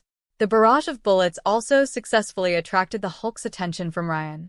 He looked back angrily at the helicopter hovering overhead. With a roar of rage, he bent down and grabbed a piece of the car door next to his hand and flung it towards the helicopter. Climb, climb, climb. Faced with the Hulk's attack, the helicopter's pilot dodged it by rising in the same manner as before. The pilot looked at the door that grazed the bottom of the helicopter. Before he could breathe a sigh of relief, he immediately felt a strong shake in the body of the helicopter, followed by the sight of Hulk's huge green palm appearing in front of the body of the helicopter. "It's him. He's on the heli. He's on the heli. Son of a bitch." Witnessing Hulk's jump that brought down a helicopter hovering in midair, Ryan not only observed 3 seconds of silence for the unlucky pilot, but also quickened his footwork. Joking aside, the situation was such that even the military helicopter's guns couldn't hold off Hulk for a single second. His earlier idea of fishing in troubled waters had obviously gone down the drain. Chapter 15. Chapter 15. Against the Hulk. Roar. Throwing the helicopter wreckage behind him, Hulk held his head high and let out a deafening roar at the remaining helicopters in the air. "He's challenging us." On another helicopter, General Ross looked at the Hulk's actions with a cold face. As a wise man once said, "The person that knows you best is often your enemy." After years of hunting, General Ross had gained a considerable degree of insight into Hulk's actions and abilities and could easily detect his intentions from his expressions. Compared to the previous data from the chase in the middle of the desert, this time Hulk's strength and defense have shown a significant increase. He also appears to have a jumping ability that wasn't seen before. His initial jumping height is tentatively estimated to be around 20 meters. Further observation is needed. Hulk's ability is constantly evolving. General Ross's face showed a rare look of anxiety as his eyes swept over the data given by a soldier. "We have to catch him before it gets even more difficult." Although his mind was made up, General Ross's expression was somewhat helpless as he turned his head to look at Hulk's position. Ryan's choice of location certainly slowed the Hulk's movements down, but the tall buildings also affected the helicopter's ability to fly into combat, preventing them from forming an offensive that could be effective in causing damage to the Hulk. Where are the ground troops? How come they haven't arrived yet? Following the information, the helicopter was raised out of Hulk's reach. General Ross asked his men as he stared at the Hulk below. En route, the armored vehicle unit is changing routes due to road obstruction. They're expected to arrive on target in 3 minutes. 3 minutes? Do you think the Hulk would stay put and quietly wait for us for 3 minutes? General Ross, turning his head to look at the soldier reporting the situation, asked in a cold tone. The soldier glanced down at the Hulk below and shook his head. "No, sir." "Then tell the soldiers in the armored unit to get over here immediately." "Yes, sir." "Sir." "What now?" "It's a call from the base." At the soldier's reminder, General Ross subconsciously furrowed his brows and sternly took the phone handed to him by his subordinate. The U.S. military had a complex chain of command that included hardline veterans like General Ross, as well as pushover leaders who favored negotiation. However, The frequent outbreaks of superhuman incidents had currently resulted in the hardline faction within the military, led by General Ross's faction, gaining the upper hand. Ross. General Ross, do you know how much of a problem and impact the confrontation that you and your green-skinned monster have caused for the military in Manhattan? Just now, the president has called the military to ask about. The name of the green-skinned monster, as you call it, is Hulk. On the helicopter, General Ross was distracted by a sudden call from the military and had to respond. Below, Hulk turned his attention to the bug he had chased before, and soon found the small figure. Instead of taking advantage of his efforts to deal with the little toy above his head to escape, the little bug stood proudly in place, as if waiting for him. Hello.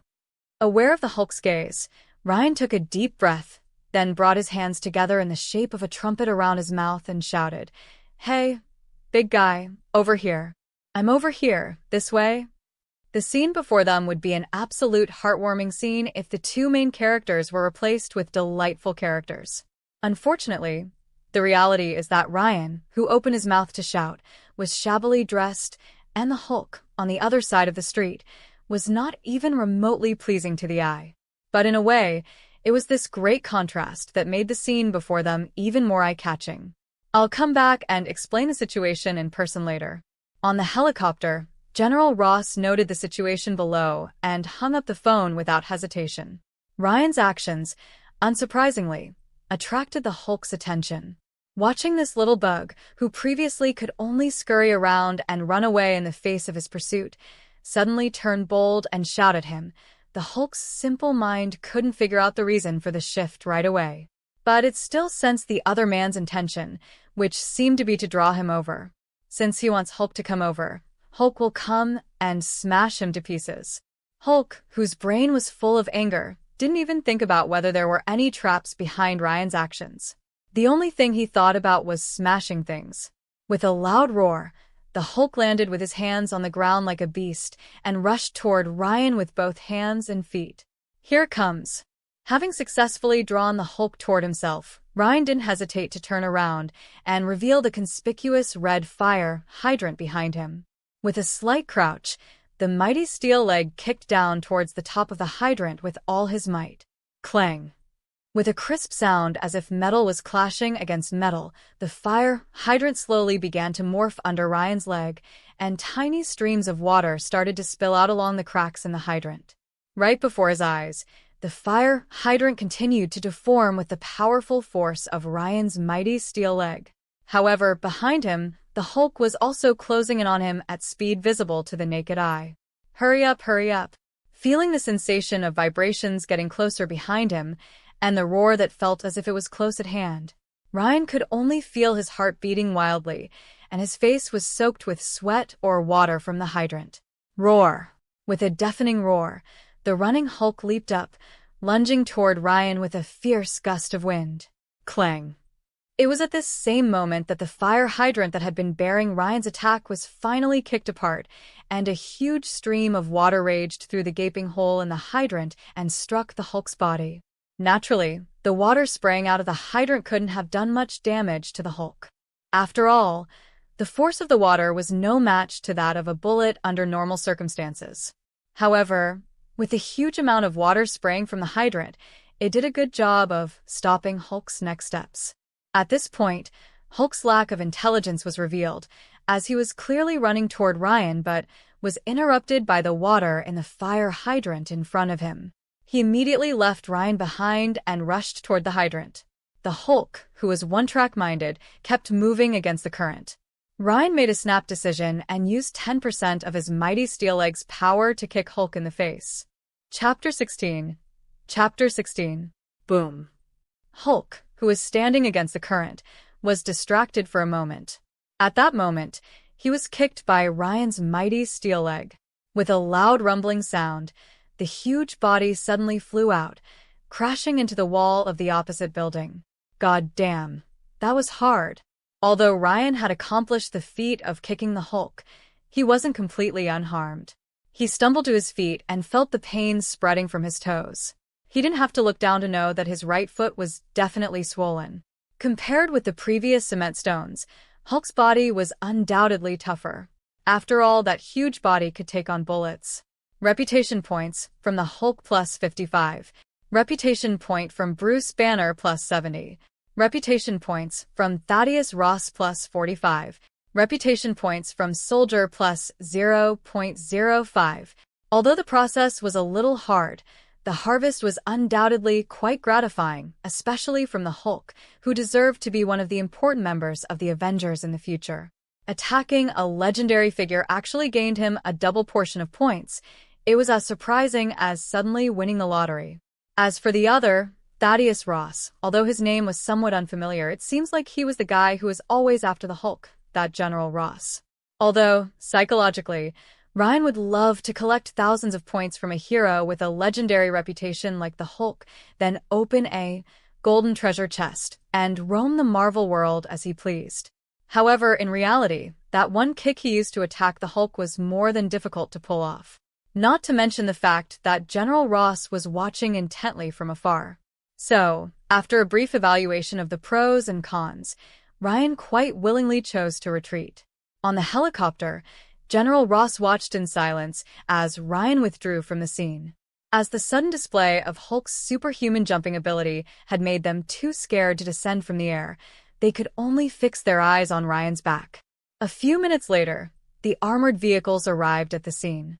Carefully entering the building that Hulk had crashed into, all they found was a trail of rubble, but Hulk, the target, had disappeared. Descending from the helicopter, General Ross looked at the empty ruins of the building and gave an expressionless order. Search the nearby streets. He must have turned back into Banner. In New York, it was easy to find a giant green monster, but it was undoubtedly difficult to find an ordinary human being like Banner. In particular, after several chases, Dr. Banner obviously had a fairly elaborate method of evading the military's pursuit. In the middle of a foul-smelling alleyway, a ragged vagrant is huddled in a corner. His expression was blank as he gazed at the pedestrians passing through the streets. He looked desensitized, as if he was merely another down-and-out homeless man crushed by reality on the streets of New York. But deep down, he was constantly alert to what was going on around him. Watching a few men walking away from the street at a neat and orderly pace, with obvious military features, Banner breathed a small sigh of relief and leaned against the wall, ignoring the stench that surrounded him, quietly reflecting on what had happened before. After turning into the Hulk, his memory had always been very vague, and the information about the outside world had always been disconnected and out of shape. The last memory recovered this time was only a vague memory of the Hulk being kicked away, flying. Who on earth had the power to kick the Hulk? In the hospital ward, Emile woke up from a coma. "Are you awake, soldier?" Emile subconsciously tried to turn his head to look around, but found that he couldn't move his body any further, not even with the simplest of head turns. "Don't try, soldier." General Ross stepped forward and entered Emile's sights. Looking at the veteran who was lying on the hospital bed with his entire body wrapped in bandages, the general said, "You've suffered serious injuries. More than half of your bones had shattered, and you're temporarily paralyzed. Even if you heal in the future, you're destined to live with crutches for the rest of your life. You won't be able to live like a normal person, and you wouldn't even be able to lift slightly heavy things. So, I won't be able to return to the battlefield, sir?" The harsh reality of the situation destroyed Emile's will to live. He opened his eyes wide but couldn't stop the tears from falling at the corners of his eyes.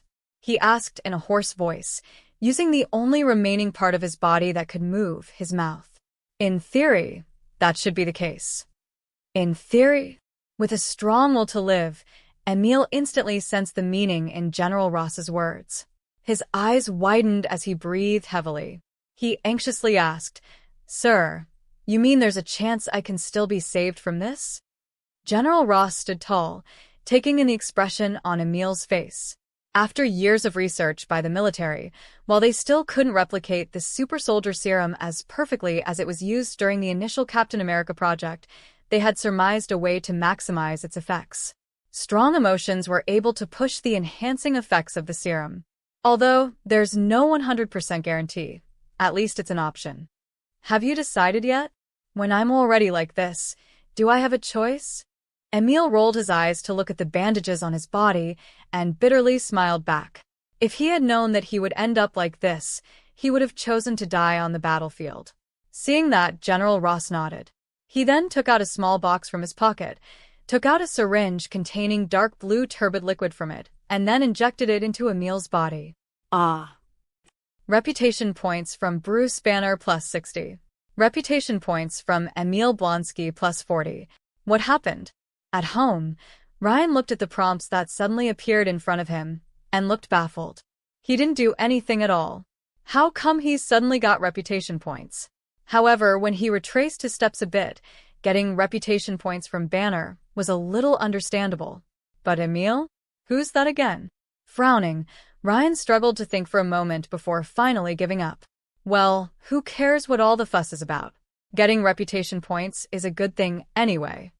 Ryan looked up and glanced at the 560 reputation points displayed on the data panel, increasingly feeling that his decision earlier was the correct one. It had only been a short time since he had saved up half of the reputation points he needed to redeem the black iron treasure chest. As people said, high risk, high return. Binge. Don't forget to vote with your Power Stones. Bonus chapter upon reaching 300 Power Stones. Chapter 17. Chapter 17. Tony. Although, there were some thoughts in Ryan's heart that made Ryan want to run to Tony Stark right now, to collect some reputation points. However, understanding the reality of the situation, Ryan quickly calmed down. Right now, Tony Stark hadn't become the Iron Man that saved the world. However, his other two identities, the CEO of Stark Industries and the most famous playboy in New York, still caused people to pay attention to his every move. Not to mention, his father, Howard Stark, was one of the founders of S.H.I.E.L.D. Ryan would never believe that Tony Stark wasn't surrounded by S.H.I.E.L.D. agents.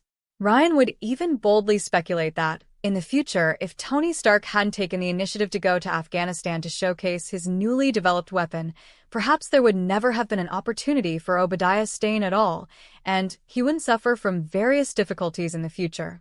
And, perhaps, there wouldn't be an Iron Man. Having said that, did Ryan really just give up on going to Tony Stark? No. Of course not. With the previous examples of Daredevil and this Hulk incident, Ryan clearly realized the gap in reputation points that could be gained between top Marvel figures and normal people. This gap may not be apparent in collecting reputation points for the Black Iron treasure chest, but when it comes to the bronze, silver, and gold chests, relying on the 0.03 to the 0.05 he gained from normal New Yorkers was unrealistic. What's more, this time, Hulk's presence also created a slight subconscious sense of urgency in Ryan's mind. Hulk's appearance was also, in a way, a reminder that the Battle of New York was not too far away for Ryan. In a battle of that level, it was not something he could handle with the D-level cards he had right now. It seemed like it was time for him to speed up. Ryan, where are you? I'm in the living room. I just came back after buying some drinks. Ryan turned to look at the beautiful blonde hair spread on his bed and smiled back. The following day, the majority of New York media outlets published follow-up stories on the latest events in Manhattan. With the apparent involvement of the military, what was originally a Hulk fiasco in Manhattan turned into an ordinary gas pipeline explosion. After the event, although a small number of media such as the Daily Bugle were chasing the truth, it was clear that it was no longer a big deal. I swear I really saw it. The green monster appeared at the movie theater, and I made a point of keeping my movie tickets for that day as evidence. An Asian man kicked away such a big stone with one foot. You can't imagine how amazing the situation was at that time. That's why I went to Chinatown to find a kung fu master to learn kung fu from, even though he's Korean and taught karate classes. The ripples from the Hulk incident didn't seem to generate any more buzz of discussion other than a few random reputation points for Ryan. After a few days, the constantly busy New Yorkers forgot about what had happened in Manhattan and went on with their lives. Hey, Happy, remember to wash the car for me. I got an important date in the evening. Casually tossing the keys to his driver, Happy, Tony walked into the Stark Industries building with a cynical smile on his face. You're late, Tony, Pepper said to Tony as she glanced down at the watch on her wrist. Everyone has been waiting for you in the conference room. Relax, Pepper. You're a bit too nervous. It's not like the meeting's too important. In fact, even if I hadn't come to this meeting today, you could sit in for me. Tony's trusting words caused Pepper to smile subtly, but then she restrained herself. No, you're Tony Stark. The shareholders came to the meeting today to see you. In that case, there is no need to rush. After all, the star of the show should always make a grand entrance. Tony, okay, I admit it. Seeing that Pepper's expression had changed a bit, Tony restrained his smirk and solemnly replied, I overslept. But I obviously told Jarvis to remind you. I know. That's why I purposely asked Jarvis to wake me up an hour later. After all, you know I sleep late.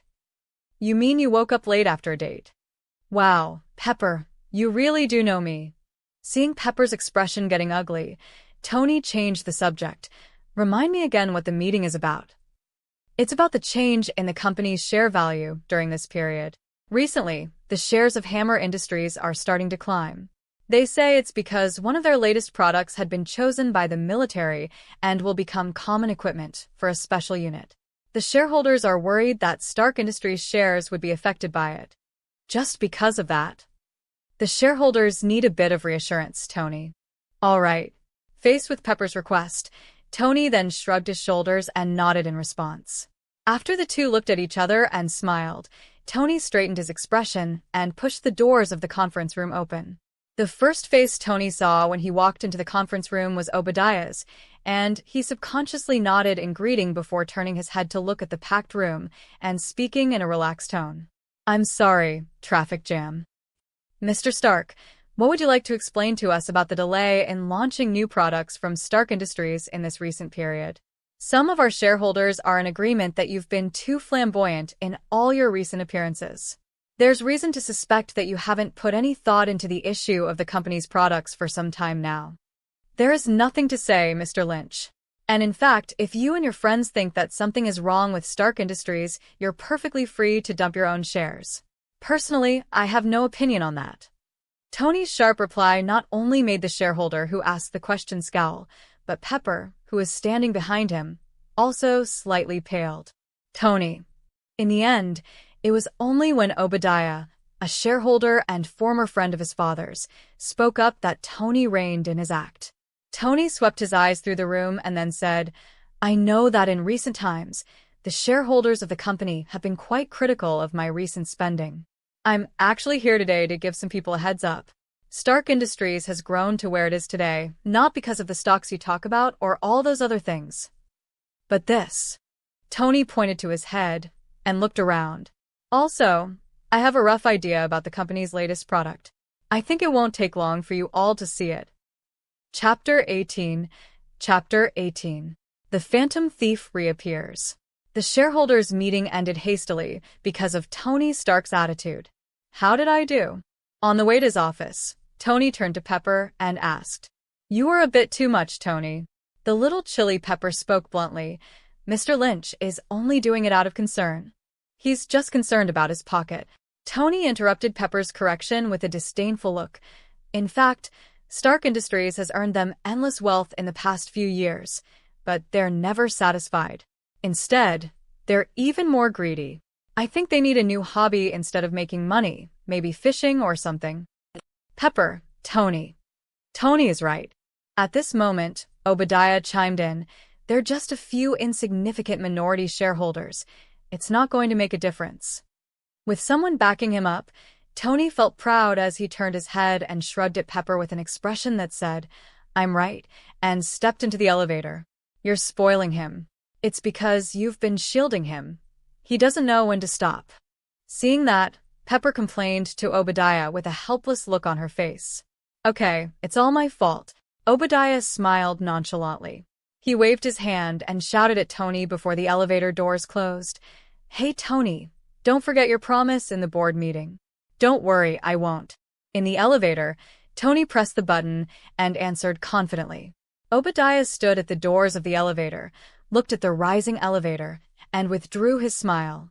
He adjusted his collar and pressed the button of the elevator on the other side with a cold expression. So, what's next on the itinerary? Tony asked as he stepped out of the elevator. Pepper, MIT is inviting you to be the guest speaker at their graduation ceremony this year. Tony raised an eyebrow, surprised. Didn't they already invite me last time? Pepper, I know, but you stood them up that time. Tony suddenly nodded. Oh, I remember. I was in a bit of a pickle that time. Pepper added with an expressionless face. You mean the two twin model girlfriends? Tony, actually, they weren't my girlfriends. How would I know the media would run with that? Pepper took a deep breath and said, Tony, there are times when I really think you're a complete and utter prick. I've never denied it. Tony stretched out his hands and walked into the middle of the office with an unconcerned look on his face. Walking into the office, Tony first poured himself a glass of alcohol. Tony, there's still an important meeting scheduled for later. That's why I didn't pour one for you, my reliable personal assistant. Ignoring Pepper's warning, Tony savored his glass of excellent wine as he strolled over to his desk. Then he saw a card on the table. Jarvis, has anyone been in my office?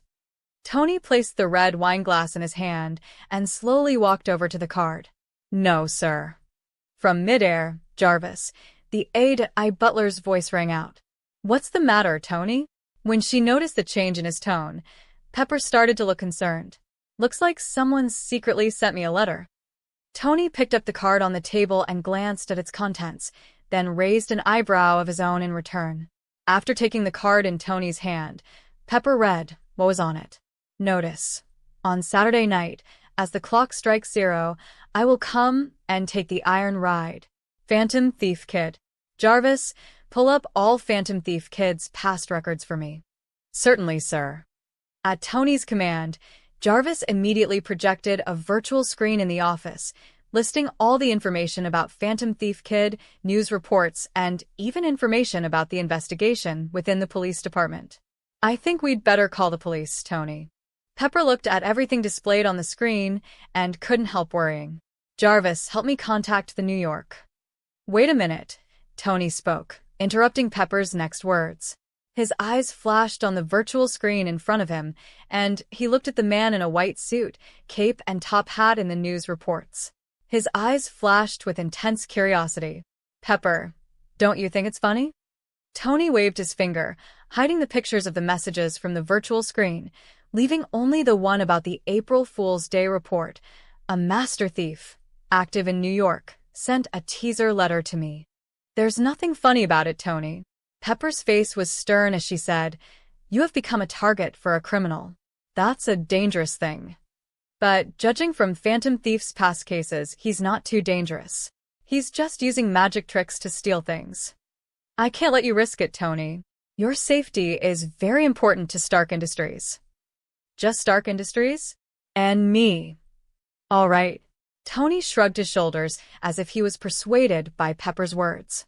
By the way, what day is it today? Saturday. Pepper subconsciously blurted out a reply before reacting and looking up at Tony. You're not going to listen to me, are you? Yep. Tony nodded in affirmation. You really are a jerk.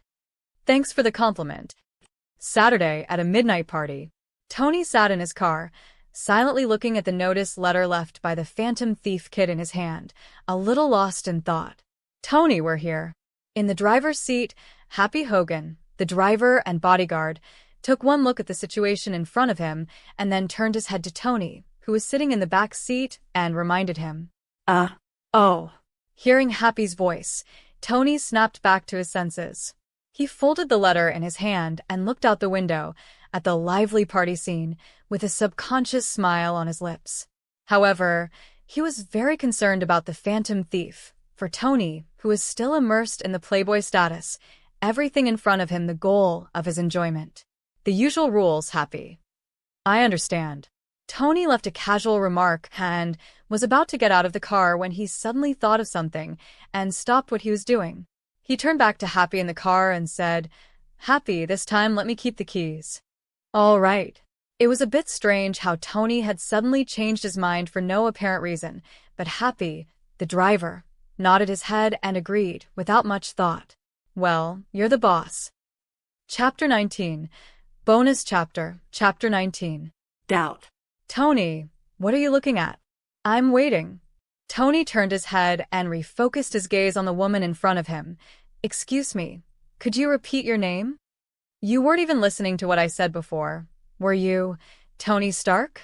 Perhaps it's because someone is so attractive that I can't concentrate. Tony raised his eyebrows and blurted the words out. Or someone didn't listen carefully from beginning to end. Both explanations are fine, but I personally prefer the former. In response to Tony's frivolous reaction, the woman helplessly shook her head and reintroduced herself. My name is Maya Hansen. I'm currently doing research on biological DNA coding. Wow, biological DNA coding. You've already done that reaction just now, Tony. Okay, maybe I really wasn't listening earlier. Tony shrugged at that and subconsciously glanced down at the watch on his wrist. Are you waiting for something?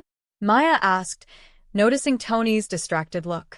Listen, Maya, if you can, I'd be happy to discuss your biological DNA coding research with you and learn about your research progress.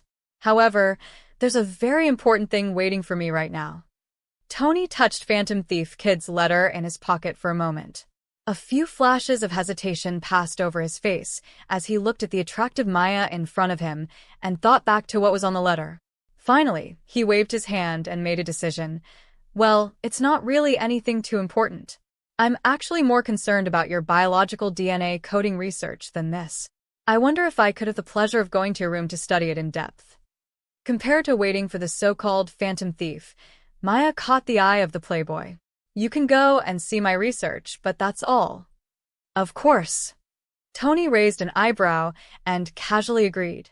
His eyes swept over the party venue in front of him, and he soon found his driver Happy in the crowd. Hey, Happy, we should get back. Go get my car. Right on it, sir. Grabbing the keys Tony threw at him, Happy's eyes glanced back and forth between Tony and Maya, followed by a look of understanding. Sir? Hearing the strange way Happy had suddenly called him sir just now, Tony's face couldn't help but show a little bit of doubt. However, before Tony could think too much, the voice from behind pulled his thoughts back. Mr. Stark, Mr. Stark. Tony turned his head and saw a man with long hair and a cane limping towards him. I'm Aldrich Killian. I'm a big fan of your work. Oh, hello, Killian. Tony eyed Killian and shook hands with him. You don't really look like you've come to a party in that outfit. I'm here specifically for you, Mr. Stark. For me? If it had been a beautiful woman who had said that, Tony would have been more than happy to accept it. Looking at Killian's unkempt and scruffy appearance, he wasn't in much of a happy mood. I'm from a privately funded think tank called Advanced Idea Mechanics, or AIM for short, which specializes in researching the latest cutting-edge technologies that have emerged in this period of time. As Killian spoke, he pulled out 2 business cards from his pocket and handed them over to Tony and Maya. Just give her both of them, not me. For guys like Killian, who came to make connections with him in the name of a privately funded think tank, Tony would frequently see a couple of them within a week. So, he didn't pay much attention to Killian's introduction. He glanced down at his watch and said, Well, Killian, it was nice to talk to you, but there are more important things waiting for me to do. Really? Well, I see. The rejection in Tony's words was quite obvious, and Killian's excited expression immediately dimmed. Tony took Maya's hand and took a few steps outside. Then, as if on second thought, he turned his head and looked at Killian. The guy was still standing in the same spot in his sloppy outfit. I'm sorry. Wait a sec. Apologizing to Maya beside him, Tony immediately turned and walked toward Killian. You know what, Mr. Felden? Killian. Killian looked at Tony, who came back to talk to him, and turned excited. Yes, Killian, I've reconsidered and think that there's actually a possibility of full cooperation between us. I should send Maya away first, and we'll meet on the roof in 5 minutes. You understand me? I know, no problem, Mr. Stark. I'll go right away. I thought you weren't interested in private think tanks. Looking back from the business card in her hand, Maya looked at Killian, who looked excited when he left. She turned to Tony, who had returned. I really don't have any interest in think tanks. Then why did you? I'm just interested in Killian. Hearing Tony's words, Maya subconsciously moved a step to the side, not expecting Tony Stark, the playboy who is well known throughout New York, to actually not that kind of interest. As soon as Tony looked at Maya's expression, he knew that she had misunderstood and quickly explained, "I just thought Killian's presence was too much of a coincidence, and something very interesting had just happened to me, so I was going to do a little experiment. And what if you're wrong about that? Then I'll have to apologize to Killian." Tony shrugged, but didn't take his earlier actions to heart as he dragged Maya out of the party. However, he didn't see his car waiting for him at the door. "Excuse me one moment, please." Tony was naturally a little embarrassed that such a slip-up had occurred at such an important time. Speaking to Maya, who had stepped aside, Tony turned his head and soon spotted Happy Hogan, the driver, not far away. "Happy." "Oh, Tony, why did you come out so early?" In the distance, Happy, the driver, was bowing his head and eating a hamburger. Hearing Tony's voice, he quickly turned his head, looked at Tony's eyes, and quickly explained, "I just suddenly felt a little hungry, so I went to buy a hamburger nearby." "That's not what I meant. Where's the car?"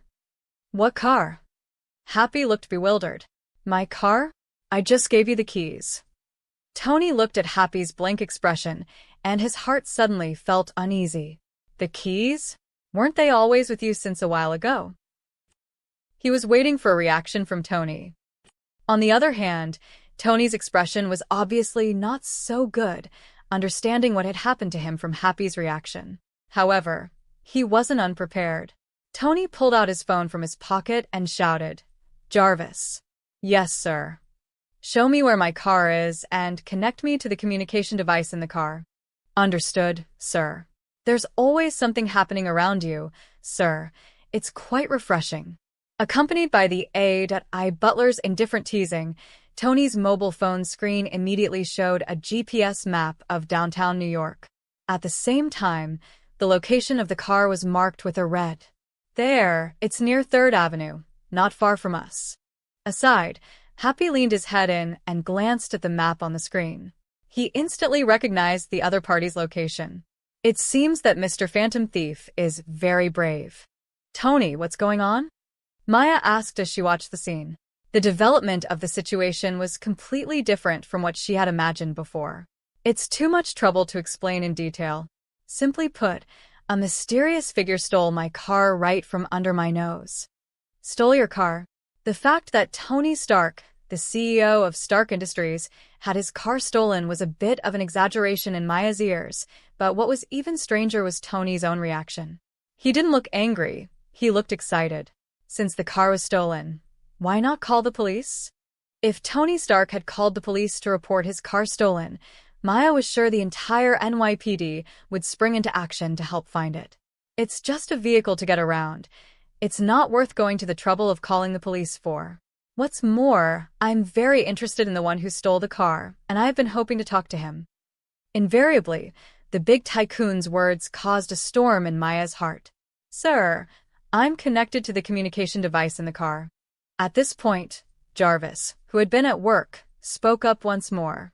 Then, a melodious sound of music came from the phone. "Hello, can you hear me?" It came. Hearing this sudden sound coming from the stereo, Ryan's eyes flashed with a bright light. He slightly hooked the corners of his lips and then reached out to lower the sound of the music in the car. "Hello, Tony." "Hello, Mr. Thief. I admit that you managed to fool me with that little trick in your hand, and up until 10 minutes ago, I had doubted that you could get the keys from me. However, next is the problem of location. Happy, where is it?" 3rd Avenue, West Fordham Road. "Mr. Thief is traveling south of Kings Road, West Fordham. Bring the car back to me. After all, there's a very important date waiting for me." "Hey, Tony, I didn't agree to go out with you. You see, my girlfriend is getting angry." If another person had been in the car and heard Tony's not-so-subtle warning on the stereo, especially knowing that their location was known to him, they would probably start to get nervous. However, Ryan didn't seem particularly worried about that. While the car was moving, he made a 180 turn. He calmly replied to Tony, "To be honest, Tony, I'm a little disappointed that you didn't pick up on the slightest problem with that earlier interaction. However, seeing as you've gone to so much trouble to find my location, I'll give you one more chance, if you can catch me. For the record, Mr. Thief, it didn't cost me much to find you. Tony listened to the Phantom Thief's arrogant voice from the other side of the phone and couldn't help but frown and correct him. Sir, communication had been cut off from the other side. Jarvis reminded him. Thank you. It was clear that Tony was the dominant party, but he somehow felt outmatched, especially by the arrogant reaction of the Phantom Thief on the opposing side. For Tony, it was a bit stifling. You're welcome, sir, Jarvis blandly replied and then added, and, sir, I have to remind you that the vehicle is currently approaching your location. What? Jarvis's reminder caused Tony to react instantly. He looked down to see the red on the screen in his hand, which was already showing overlap with his own location. It was immediately followed by a loud roar. He saw a familiar black car flash by in front of his eyes. Now I'm really a bit pissed off. In the face of Ryan's obvious provocation, naturally, Tony wouldn't be able to stay calm. He restrained the smile on his face, turned to Happy and said, Happy, find me a car now. But, Tony, all your cars are. Don't give me reasons. Just get it done. All right. Seeing how determined Tony was, Happy had to give up trying to persuade him further and turned around to start looking for a car for him. While walking, Happy fished his phone out of his pocket, looked for a number and called it. Tony, calm down. Maya, standing next to Tony, looked at him. His expression was clearly different from before. She subconsciously opened her mouth to advise. Didn't you say it was just a means of transportation? It's different now, Tony lightly said as he looked up in the direction the car had disappeared to. I don't like being underestimated. He's provoking me. I'm not going to let him wait for my response. Reputation points from Tony Stark plus 65. Inside the car, Ryan looked at the data popping up on the panel once more. He looked as if he had realized something.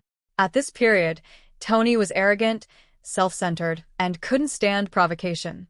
So, by making appropriate provocations along these lines himself, he managed to push Tony's buttons. Chapter 21. Chapter 21. The Chase.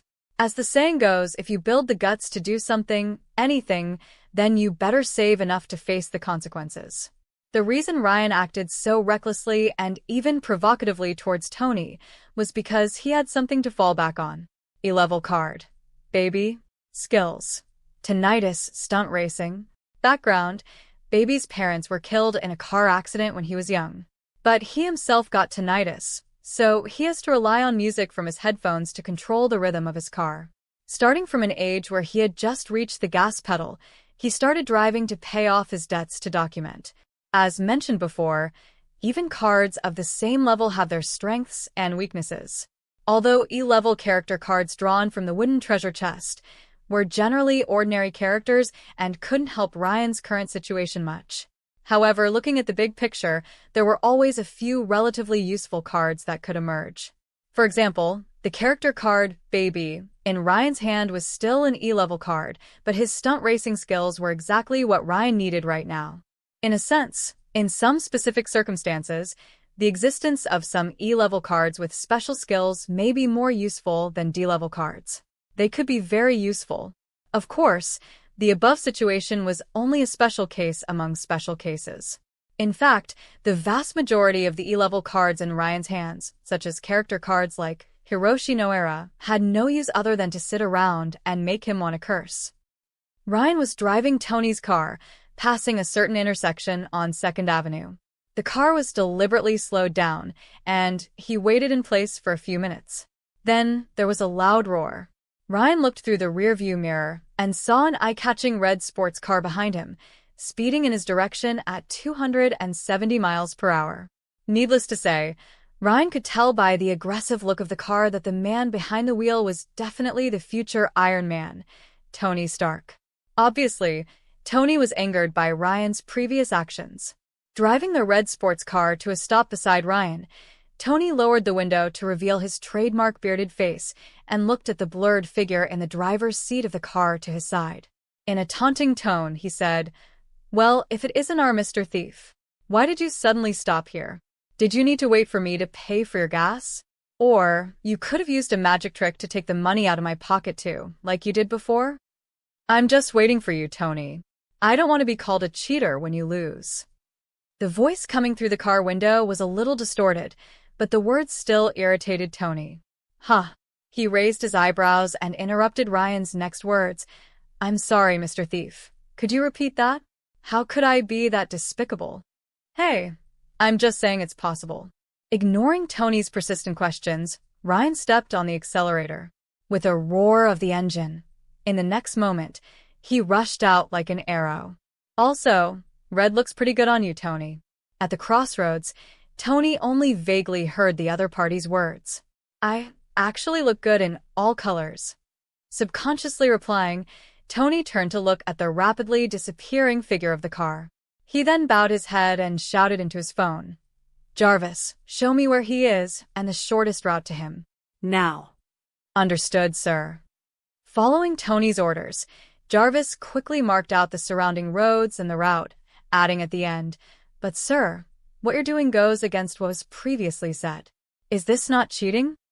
I know. Driving the sports car, while following the route Jarvis had mapped out, Tony responded to the A.I. Butler, but that isn't my goal. My goal is to catch the thief that stole my car. Judging from your actions, that seems like an excuse, sir. Jarvis. Yes, sir. You know too much. It's all a program of your design, sir. Thanks to the stunt racing skills from Baby, Ryan freely shuttled through the traffic in New York. At this moment, Ryan felt as if the cars around him were no longer a hindrance to his progress, but rather a help of sorts, allowing him to cut through and hide among them. If there's one downside to the experience, it's the constant ringing in his ears. According to the system, this appeared to be a negative effect skill that came with the Baby character and was the second character card that Ryan had come across since Hiroshi no Era that had a side effect. Because of the introduction, Ryan had already prepared a way to deal with this side effect. With his headphones on and the music blaring in his ears, Ryan suddenly felt like a god of driving, as if every turn of the steering wheel in his hands and every step on the accelerator had a rhythm. Feeling this was the full form of the Baby character. While driving thoughtfully through the traffic, Ryan didn't forget to observe the surrounding situation. Although, since a while ago, he hadn't spotted Tony and the shadow of the flashy red sports car he was driving, Ryan didn't think Iron Man was someone who would give up so easily. Sure enough, in the next moment, just as Ryan was driving through a traffic light intersection, he was greeted by a red sports car that appeared in front of him. I caught you, Mr. Thief. In the sports car, Tony looked across at the familiar car and couldn't help but mouth these words. Not yet. Ryan looked up, looking at Tony's confident appearance in the sports car. He couldn't help but mouth an answer back. Immediately afterwards, he could be seen sharply slamming his foot on the brake, shifting gears, and turning the steering wheel. The narrow space in the driver's seat didn't have any impact on Ryan at all. With a smooth maneuver, he changed the direction of the car, which was heading toward Tony. With a sophisticated turn and drift, he drove into the next entrance in front of Tony. Reputation points from Tony, Stark plus 70. Sir, it seems that your plan has failed. The other party's driving skills are far superior to yours. I don't need you to tell me, I saw it. After a brief moment of shock, Tony then snapped back to his senses. Hastily driving the sports car towards the next junction, although the driving skills Ryan had displayed were far beyond his imagination, with Jarvis on his side, he didn't think he would fail so easily. It's going to be a long night, Mr. Thief. Chapter 22. Bonus Chapter. Chapter 22. The Moment of Life and Death. All units be on the lookout. 2 speeding vehicles, 1 black and 1 red sports car. They were last seen on 3rd Avenue, near West Fordham Road to 4th Street heading east. Copy that. Hey, Taylor, we got another one. What is it this time? Some guys racing nearby. Okay, let's go. Reputation points from Tony Stark plus 55. Having managed to shake off Tony's sports car once again, Ryan couldn't hide the grin on his face as he looked at the ever-refreshing reputation points on his data panel. As people have said, it's good to challenge Tony once in a while, but it's fun to provoke Tony all the time. A main character deserves to be a main character. Looking at the soaring reputation points in the system, Ryan figured that if he did this once or twice, he would be able to save enough points for the next black iron treasure box. Whoa. While Ryan was driving the car, thinking about how to collect more points from Tony, there were some sirens coming from behind his car. The black and white car behind him signaled the arrival of the NYPD. So bothersome. Aren't the police usually the last ones to arrive on the scene in these situations? Ryan looked behind him at the police car that was chasing him and groaned silently in his heart. However, his feet didn't slow down at all. He slammed on the brakes in the middle of the rush and then made a turn. With a dazzling drift, he changed directions and brushed against the pursuing police car. Fuck. Is he making a movie or something? We need backup. He's more troublesome than we thought. Sir, I think you've got a problem. Inside the sports car, Tony watched the GPS on his phone screen when Jarvis's warning suddenly rang in his ears. What's the matter? He raised his eyebrows, but before Jarvis could answer, the sound of a sharp siren coming from the distance had informed him of the situation. Oh, right. Jarvis, help me get rid of them. Yes, sir. With Tony's command, Jarvis immediately listed a vast amount of route data, marking the movement of all the police cars in the vicinity. Next junction, turn right. After that, turn left at the traffic lights. Copy that. Wewo. Did you call for backup? On the other side, Ryan drove his car to shake off the pursuing police cars, but before he could relax for long, the shrill sirens sounded once more and multiplied. Turning his head, he looked at the police cars that surrounded his own car. Ryan still looked indifferent. He stretched out his hand and pressed the music button, listening to the brisk rhythm coming from the earphones. His body's rhythm followed the music's rhythm as he watched the gap between the cars get narrower and narrower. He suddenly pulled the handbrake and changed directions again. With the rear wheel spinning, he managed to escape from the encirclement of two police cars calmly. Reputation points from NYPD officer plus 0.05. Reputation points from NYPD officer plus 0.05. Stingy. Looking at the numbers presented on the data panel, Ryan subconsciously sighed. Getting used to Tony's reputation points at 50 or 60 a pop, and then looking at the reputation points from the New York cops that couldn't even add up to a single digit left Ryan with a huge sense of disparity. It was easy to change from frugality to extravagance, but difficult to change from extravagance to frugality. Inside the car, Ryan shook his head and sighed. But at that moment, a familiar red sports car suddenly appeared from the alleyway at the junction in front of him. Tony! Sir, be careful. Inside the car, Jarvis did his duty to caution, but obviously a little too late in comparison to the situation at hand. Tony, damn it.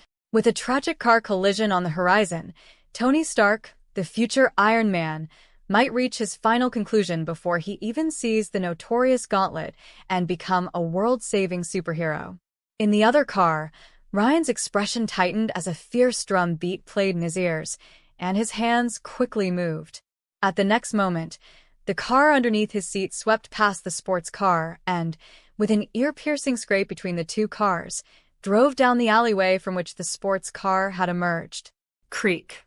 With the pungent smell of burning rubber, the tires left a long mark on the ground. Inside the sports car, Tony gripped the steering wheel with a stunned expression on his face. Sir, are you all right? With a question from Jarvis, Tony came back to his senses. Looking around him, he muttered, I'm not dead. The moment just now was so shocking and dangerous that he didn't even have time to react. Yes, sir. You are not dead. On the phone, Jarvis still sounded indifferent. If the other driver wasn't skilled, you wouldn't be hearing my voice right now, sir. Jarvis, you shouldn't say that to someone who just experienced a life and death situation. Normal people would comfort me, or be tactful. Noted, sir. I will try to include that in my database. I think you should be more like normal people too, sir. Your actions have been too reckless. Okay. I know. In the face of the aide, butler's blunt words, Tony nodded with a helpless expression. After experiencing a near-death moment, he had completely calmed down and had lost all thoughts of chasing after the phantom thief. Now, the only thing he wanted to do was to find a place to get a drink, sleep on it, and completely forget this crazy night. By the way, Jarvis, who was in that car just now? It's the phantom thief you've been chasing, sir. Hearing Jarvis's answer, Tony's emotions became a bit more complicated. Sir, a call from Miss Potts. Put me through. Leaning back in the car after parking, Tony answered casually, without thinking about it. Tony, what the hell did you do? Jarvis connected the phone, and Pepper's anxious voice instantly rang out in the sports car. Happy called me. You actually left him in the middle of the street, too. Pepper. Listening to Pepper's familiar voice, Tony's originally furrowed brow gradually relaxed. The tension in his body finally relaxed. What's the matter, Tony? Noticing Tony's unusual tone of voice on the other end of the line, Pepper tensed up. I think you're going to have to pick me up at the police station. It seems that I am in a little bit of a pickle. Inside the sports car, Tony looked around at the police cars that surrounded him, as well as the serious-looking policemen who got out of their cars. He couldn't help but answer her with a wry smile. Chapter 23. Chapter 23. Smooth escape. Phew. After driving the car and successfully going into the narrow alley while scraping the sports car, Ryan touched his wildly beating heart and let out a long sigh of relief. The extreme danger of the situation just now could be explained as a narrow escape from a car wreck. Fortunately, baby's driving skills were awesome. Even though Ryan appeared to be as steady as a watchdog on the outside, he was panicking on the inside and managed to avoid the danger and get away with a close call thanks to his skillful driving skills. Reputation points from Tony Stark plus 165. Reputation points from Jarvis plus 25. On the data panel, the reputation points Ryan got from Tony didn't come as much of a surprise. After all, the previous scene could be regarded as a brush with death. However, if Ryan had made the tiniest bit of mistake, he wouldn't be able to avoid a car crash. Therefore, it was reasonable for Tony to give him that many points. However, Ryan was somewhat surprised by the reputation points from Jarvis.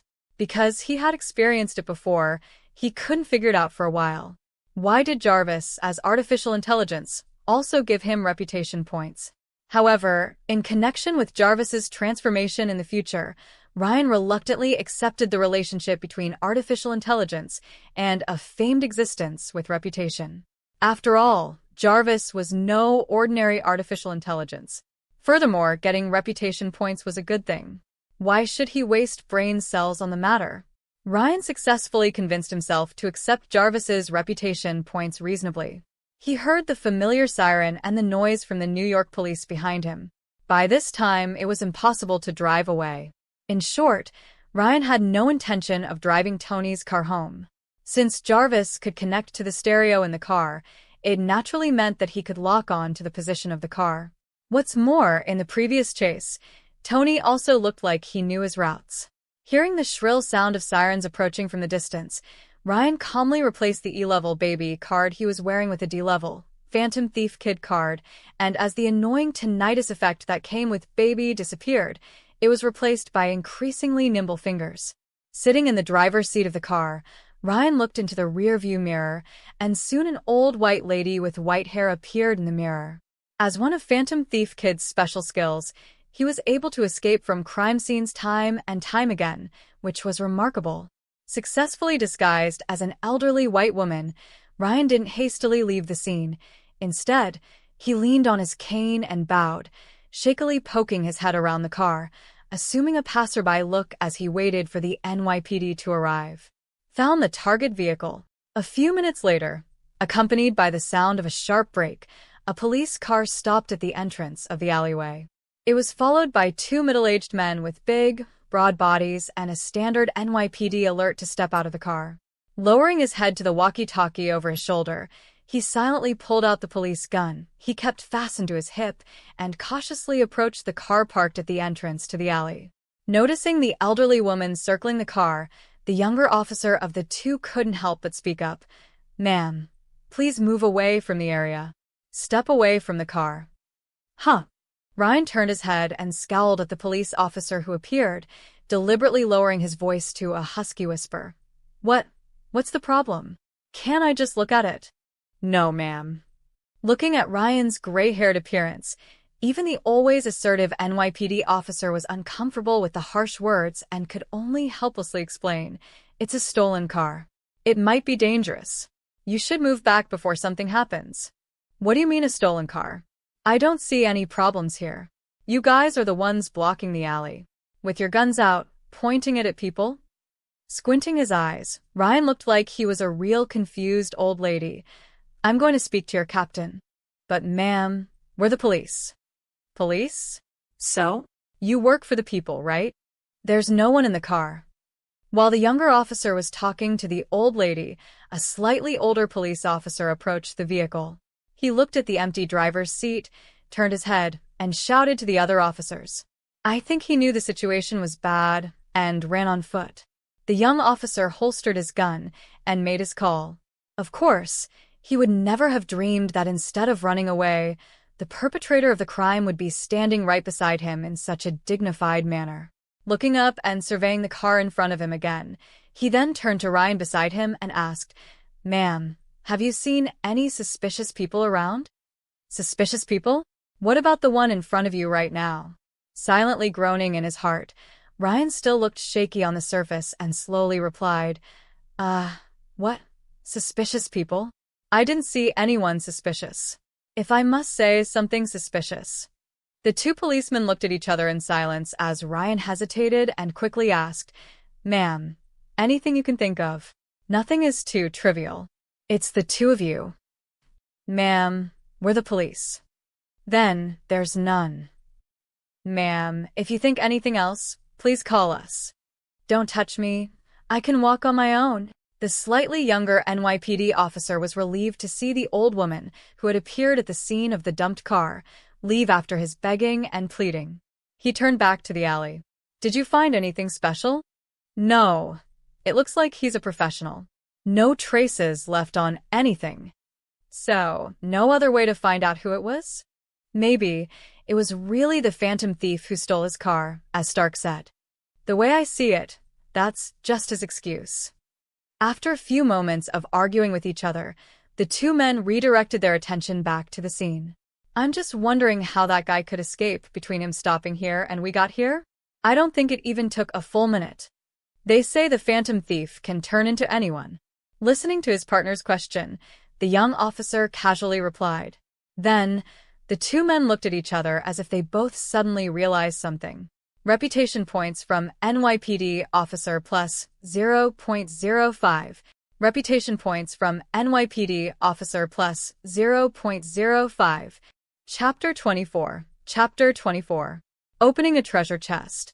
Except for a few reputation points for Ryan, there was nothing more to gain from the two NYPD officers. Emerging from the alleyway, Ryan immediately switched to Ah Xing's card, and thanks to the superior strength of the powerful mighty steel leg, he easily left the scene of the incident. Only a rumor of a magical old woman who could parkour around in the neighborhood remained. Reputation point from New York citizen plus 0.03. The reason Ryan left the scene in such a hurry was naturally not just to escape the NYPD. To put it mildly, since drawing the Phantom Thief Kid card, the NYPD was no longer much of a problem in his eyes, especially since the success of his past few theft schemes had given him a wealth of experience in escaping in front of the NYPD. This was evident in the way Ryan approached the two police officers earlier, without being defensive, and even offered to cooperate.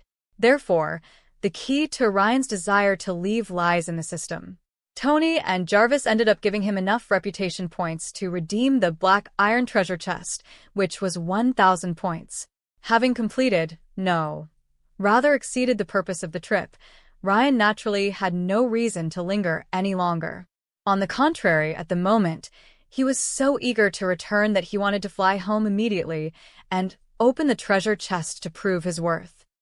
So, according to you, Mr. Stark, everything you did was just to catch the phantom thief who stole your car? The NYPD, considering Tony Stark's status and influence, the police department didn't give him a hard time. That's right. Bowing his head and taking a sip of coffee, Tony raised his eyebrows and said, "The coffee's good. Where did you buy it?" "It's just ordinary instant coffee." Across the room, the NYPD officer in charge of the interrogation replied with an expressionless face.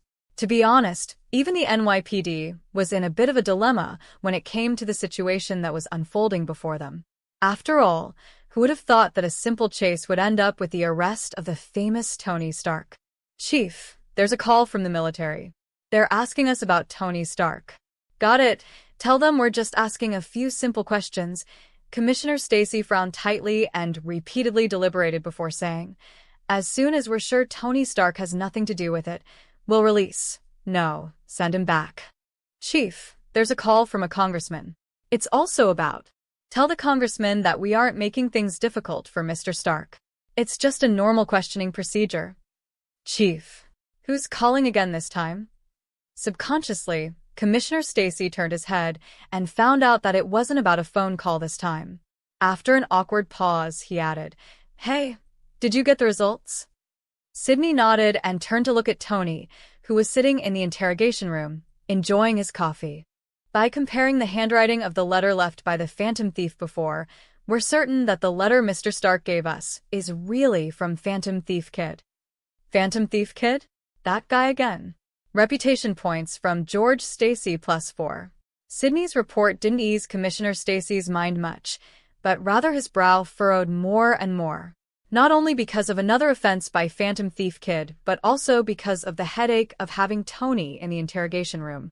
Chief, Mr. Stark's lawyer is here. As luck would have it, with a reminder from his subordinate, Commissioner Stacy then saw Pepper and the huge team of lawyers behind her, many of whom were the reasons he had headaches before. Tony, are you okay? They didn't do anything to you, did they? Faced with an aggressive team of lawyers and the results of Sydney's report, Commissioner Stacy was deterred from keeping Tony in custody any longer. I'm fine. As he walked out of the interview room, Tony took a long breath, moved his back, which was sore from sitting for so long, then turned to one of the lawyers and said, By the way, don't forget to buy some coffee for me from the NYPD on your way out. They have good coffee here. Tony. Seeing Tony's still cynical expression, Pepper couldn't help but frown and say, Do you know how dangerous that was? Speeding, running a red light, driving in the wrong direction.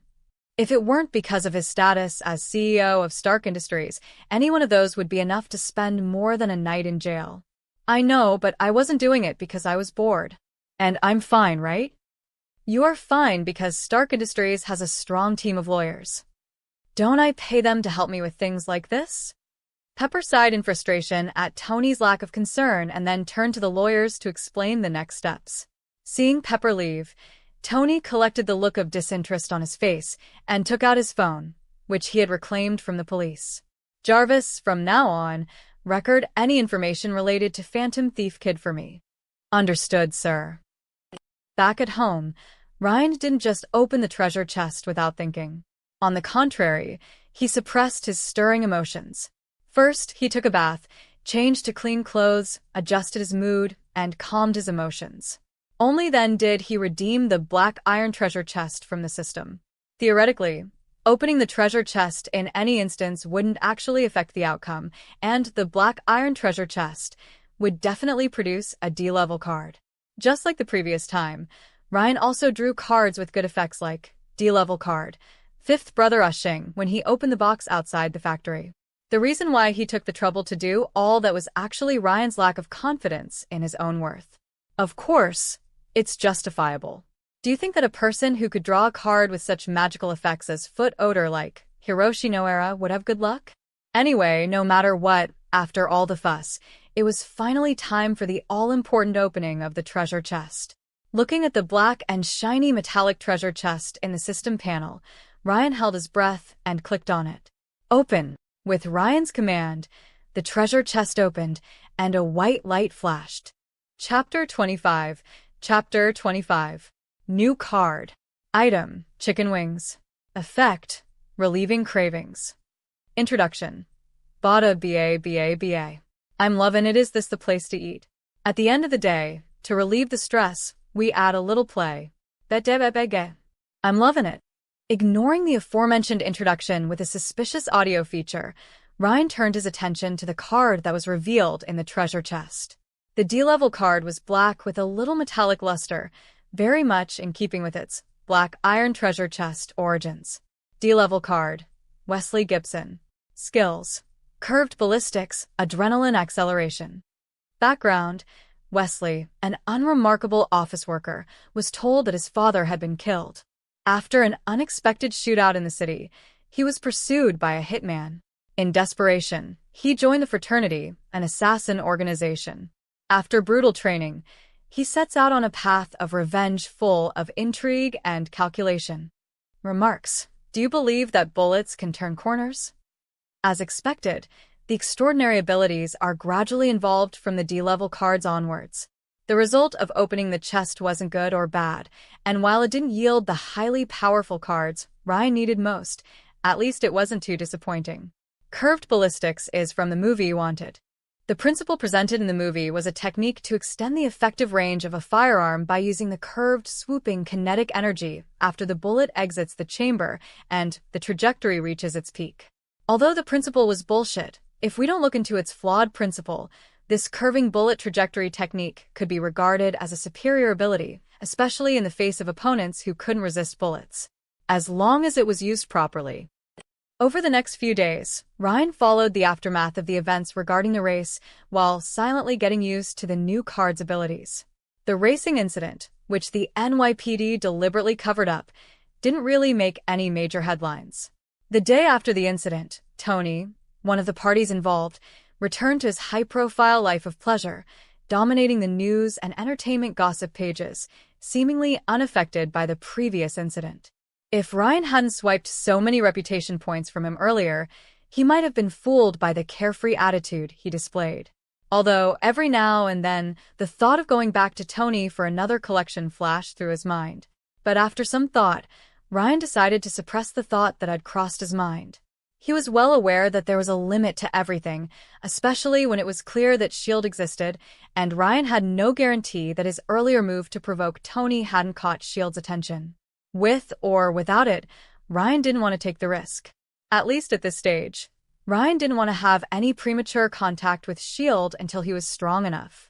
Even if, on the surface, S.H.I.E.L.D. appeared to be a defender of humanity in the future, Ryan would never forget that it was still a secret organization belonging to America and one that had been infiltrated by Hydra. The idea of an agency that specializes in infiltrating a rival organization being infiltrated by a rival organization sounds like a bad joke any way you slice it. On the contrary, the joke was the current state of S.H.I.E.L.D. Forget about S.H.I.E.L.D. and put your attention back to Ryan's experiment on the new card's ability. These days, Ryan had basically mastered the use of Wesley Gibson's skills. In general, Wesley Gibson's skill was different from Xing's powerful mighty steel leg in that it required a special weapon, namely a gun, to be used with it. Although there was this natural limitation, if he could get a gun, he would be able to use it as effectively as, and perhaps even more effectively than, Xing's mighty steel leg to some extent. After all, mighty steel leg, as powerful as it may be, was ultimately a close combat skill. Curved ballistics was a different story. Even if Ryan's bullets currently didn't have the ability to do the inhuman 360-degree spin like Fox at the end of the movie, but a 180-degree curve bullet was still a very dangerous attack. After all, from a realistic point of view, who would have thought that a bullet could turn around and come back? Moreover, even without the amazing curved ballistics, Wesley's other skill, adrenaline acceleration, had surprised Ryan in the past few days and even surpassed his surprise from the curved ballistics, to some extent. Adrenaline acceleration, as the word suggested, simply meant that the adrenal glands in someone's body would cause their heart rate to accelerate. Under normal circumstances, this phenomenon was short-lived and extremely easy to cause serious harm to the body. However, on Ryan, who possessed Wesley Gibson's body, when his heart rate would rise to 400 beats per minute, everything in front of him would seem slower, and he could even see the wings of flies flying in the air easily.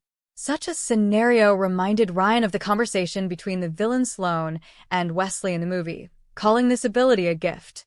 From that point of view, Wesley's adrenaline acceleration skill should be a passive skill, just like Baby's tinnitus and Hiroshi Noara's foot odor. It enabled Ryan to have the same physique as Wesley and could withstand the side effects of the rapid heartbeat, which also gave him super dynamic visual acuity and quick reflexes. Sure enough, D-level cards were just different. Looking at the Wesley Gibson card and thinking about the baby and Hiroshi Noera, which were E-level cards, Ryan fully understood the saying, "You get what you pay for." Compared with those two side effect skills that had no benefits, the passive skill, adrenal acceleration from Wesley Gibson, was what a passive ability should be. Meanwhile, at the same time, Ryan glanced at the data panel that was back to single-digit reputation points due to the previous unboxing. He silently shed tears of poverty. Indeed, no matter in what world, the truth that it takes money to get stronger applies. Although money wasn't the thing that made Ryan stronger but reputation points, the principle was still the same. Chapter 26. Bonus Chapter. Chapter 26. Jessica Jones. The rough banging of the door made Ryan, who was in the antique shop, subconsciously wrinkle his eyebrows. He turned his head, and the first thing he smelled was the pungent smell of alcohol. "You're the owner of this shop?" Then, he saw a woman with a hoodie and messy hair, carrying a wine bottle, staggering in. "That's me." Ryan looked up and down at the woman in front of him. The other party had a thin appearance, but she was always frowning, like a grumpy old lady. "Help me see how much this thing is worth." With that, the woman pulled out a ring from the pocket of her coat and tossed it on the table in front of Ryan, then raised her bottle and took a swig, acting like a complete drunk. Ryan picked up the ring that popped up in front of him with a raised eyebrow, looked from side to side, and then looked up at the drunk across the room, then opened his mouth and replied, 100 at the most. Thud. 100? Burp. With a big burp, the woman lowered her bottle, displeased with the price Ryan had offered. The bottom of the bottle clattered against the table with a loud sound. The woman then reached out and pulled Ryan, who was across from her, into view with a drunken, questioning face. "You think because I'm drunk, you can scam me?" Ryan turned his head, avoiding the pungent smell of alcohol that slammed into his face, and moved his body to struggle free. He found that the woman's strength was unexpectedly huge, and he couldn't get away from her so easily. This caused his eyes to freeze, and he began to look directly at the unexpected guest in front of him. "This ring isn't in good condition and has visible scratches on it. $100 is the most reasonable price I can offer." Although surprised by the woman's strength, which was in contrast to her thin appearance, Ryan didn't appear too alarmed. He simply gave the results of his own appraisal in a calm tone. "If you're not happy with the price, it's perfectly fine to go somewhere else and get another opinion, but I don't think it would make much difference." The woman opened her intoxicated eyes and stared at Ryan in silence for a moment before she let go of her hand with a look of impatience. She scratched her messy hair as she continued to chug her drink. "Fuck. Well, a 100 is a 100. That bastard, he actually tricked me with this kind of shit. If I ever see him again, I'll..." After swearing for a while, the woman took the money Ryan handed over and shoved it into her pocket. Then she looked at the layout of the antique shop with her drowsy eyes.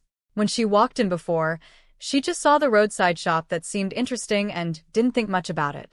Now, looking at it again, she noticed that there are actually quite a lot of things in this antique shop, although most of them were fakes. Out of the keenness of a private detective, the woman could see at a glance that most of the items in the shop were only imitations. Looking around the antique shop, the woman quickly lost interest. She touched the bill she had just got in her pocket, which was the only $100 left on her. She turned to look at Ryan in the shop, hesitated, and then said, "Are you interested in a partnership?" "Partnership?" Ryan looked up at the woman in front of him. "That's right." After drinking the last sip of wine in the bottle, the woman tossed the bottle in a trash can. "My name is Jessica Jones, a private detective based in Hell's Kitchen. My usual work involves settling disputes between couples, like whose wife is cheating or whose husband is having an affair." Jessica Jones, a private detective, and the unusual strength that she had just displayed. Ryan finally remembered the identity of the other person when he heard the woman's name. One of the future members of the Defenders, a female superhero with a tragic past. Of course, none of that matters. The main thing for Ryan was that Jessica Jones's presence certainly represented a new target to collect reputation points. Besides, she came to the door herself. I probably said too much. After rambling on for a while, Jessica Jones seemed to react to the fact that she had become a bit too chatty under the influence of alcohol. She rubbed her vaguely swollen head and then continued, "Actually, my aim is simple. In the future, if there's another payment like the ring, can you help me exchange it for money like you did today?" Because of the relationship between her own experience and personality, Jessica Jones's private detective's work wasn't too smooth. Occasionally, when she received a job, her final payment was often cut because of her excessive actions. "If you can bring items in, I don't have a problem with it." Considering Jessica's identity and the points she could give him in the future, Ryan would never turn it down. Then it's settled. Having a certain place to exchange things for money, Jessica's furrowed brows relaxed a bit, and she offered to shake Ryan's hand, followed by another burp. She then took a plate off the antique shop's shelf, looked back and forth a few times, and said, "This is a nice piece. I'll take it as proof of our partnership." Hey, that's not a cheap plate. Seeing Jessica Jones take an item from a shop in a casual way, Ryan subconsciously opened his mouth to say something, but she was already running out the door without looking back. "Cost me a full $1." Looking at Jessica's hurried back, Ryan silently whispered the second half of his sentence. As mentioned earlier, most of the things in Ryan's antique shop, no, it should be said that 99%, were all wholesale goods from Chinatown, including the plate that Jessica took with her. Taking his eyes off of Jessica's back, although he recognized the other party's identity and knew that in the future, she would become one of the defenders, the poorer version of the Avengers. But Ryan didn't expect to get reputation points from Jessica Jones right away after just meeting her. There were many ways to gain reputation points. The easiest of which, naturally, was straight up fight them, as he did with the Hulk. Jessica Jones's superpowers were good, but there was still a big gap between her and Hulk's. Therefore, if Ryan set his mind to it, he could obviously get a lot of reputation points from her. However, for one thing, this reckless approach was clearly not in line with Ryan's plans. Secondly, he was very satisfied with his current status as the owner of this antique shop and didn't want to get exposed that soon. So, shaking his head, Ryan turned and picked up the empty wine bottle that Jessica Jones threw in the store's trash can and was going to dispose of it in the bottle recycling bin. He suddenly heard the ringing of a bell. With the sound of the bell at the door, a man in a purple suit walked in. Chapter 27. Chapter 27. Purple Man. With a plate from the antique shop in her hand, Jessica walked through an alleyway with her hands in her coat. At that moment, several black figures gradually followed. "Get out of my way while I'm in a good mood. I don't want any trouble, so get out of my way and don't make me angry." At the entrance of the alley, sensing the figures following behind her, Jessica stopped in her tracks. She turned her head to look at the men who appeared behind her and spoke with grave eyes. In the face of Jessica's threat, the opposite parties didn't show a mocking expression, nor did they show any concern. They stood at the entrance of the alleyway, all different in appearance and even in the color of skin. But they all looked at Jessica in front of them with the same blank expression. The odd reactions of the men caused Jessica's originally indifferent expression to falter as the scene in front of her began to remind her of a nightmare she had been trying to get rid of, but could never forget. She panicked a little, but couldn't make up her mind. Because that person should have died in an earlier car accident a long time ago. "I've been looking for you, Jessica." At this point, a white man with a gray beard spoke up from several people across the alley. If Ryan were here, he would recognize that the man who spoke was Jack from the laundry shop next door. At the moment, Jack looked at Jessica with a blank face and said, "In the past, you have been living a fantasy life that I've constructed for myself, and it was only until you came along that I realized my life was no longer boring. Jessica, you are a special being, and only I can show you how uniquely different you are." Kilgrave. Crack, crack. The ceramic plate in her hand was broken into pieces under her super strength. Jessica ignored the wound on her hand and stared at Jack. Since the incident, she had been trying hard to get rid of her past demons and nightmares, only to have them find her in the end. "What did Jessica tell you?" Walking into the antique shop, the man paid no attention to Ryan, who was standing inside the shop. He first scanned the decorations of the antique shop with a leisurely look on his face, and then picked up something on the shelf and looked at it by himself. Only then did he ask Ryan with a matter-of-fact tone. What? Ryan was subconsciously surprised by the odd behavior of the man in front of him. He frowned and opened his mouth to say something when he felt his otherwise calm heart start to beat faster and faster. Huh.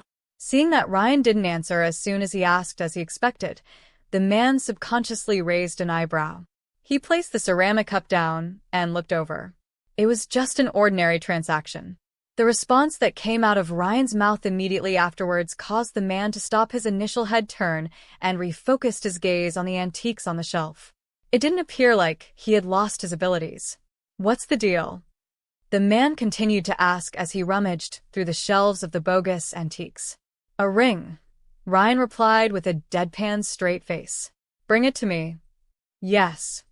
Ryan nodded, turned and walked towards the counter where the ring was placed. You're not under my control, are you? At that very moment, the man who had been standing in front of the shelf and had been acting carelessly spoke again. When did you find out? At the man's insight into his guise, Ryan stopped, looked at the counter just a few steps away, and then asked. From the beginning. Continuing to fiddle with the antique in front of him, the man heard Ryan's question as he turned up the statue in his hands to look at the Made in China logo on the bottom. He replied, I know my powers very well, so there's absolutely no possibility of a delayed effect like you just had. Although I don't know why my ability won't work on you. The man put down the statue in his hand and gradually set his eyes on Ryan. However, I, for one, have always hated surprises, and your existence is a big one for me. When he said that, the previously careless look in the man's eyes gradually disappeared, and his expression grew colder and more indifferent. As it happens, I personally hate threats too. Ryan sank into a similarly cold expression as he watched the man's fierce expression. The combination of the man's outfit and the explanation of his abilities. Ryan was basically sure that the identity of the man who appeared in the antique shop was Jessica Jones's biggest nemesis and nightmare. Purple Man. Of course, there was also evidence from the system. Reputation points from Kilgrave plus 25. The conversation between Ryan and Kilgrave in the antique shop may seem ordinary, but there was a hidden danger behind it. If Ryan hadn't been using the Wesley Gibson card without swapping it out recently, he might have been controlled by Purple Man's ability in that moment just now. The adrenaline acceleration skill not only gave Ryan exceptional dynamic vision and fast reflexes, it also gave him the opportunity to fight against Purple Man's terrifying ability. The rapid beating heart made it difficult for the Purple Man's mind control pheromones to infect Ryan. However, after being exposed to Purple Man's ability, Ryan could feel it. His rapid heart was slowing down, and his originally clear mind was beginning to see fuzzy illusions. So, you're not completely immune to my powers. Noticing the struggling expression on Ryan's face, Kilgrave stopped his steps.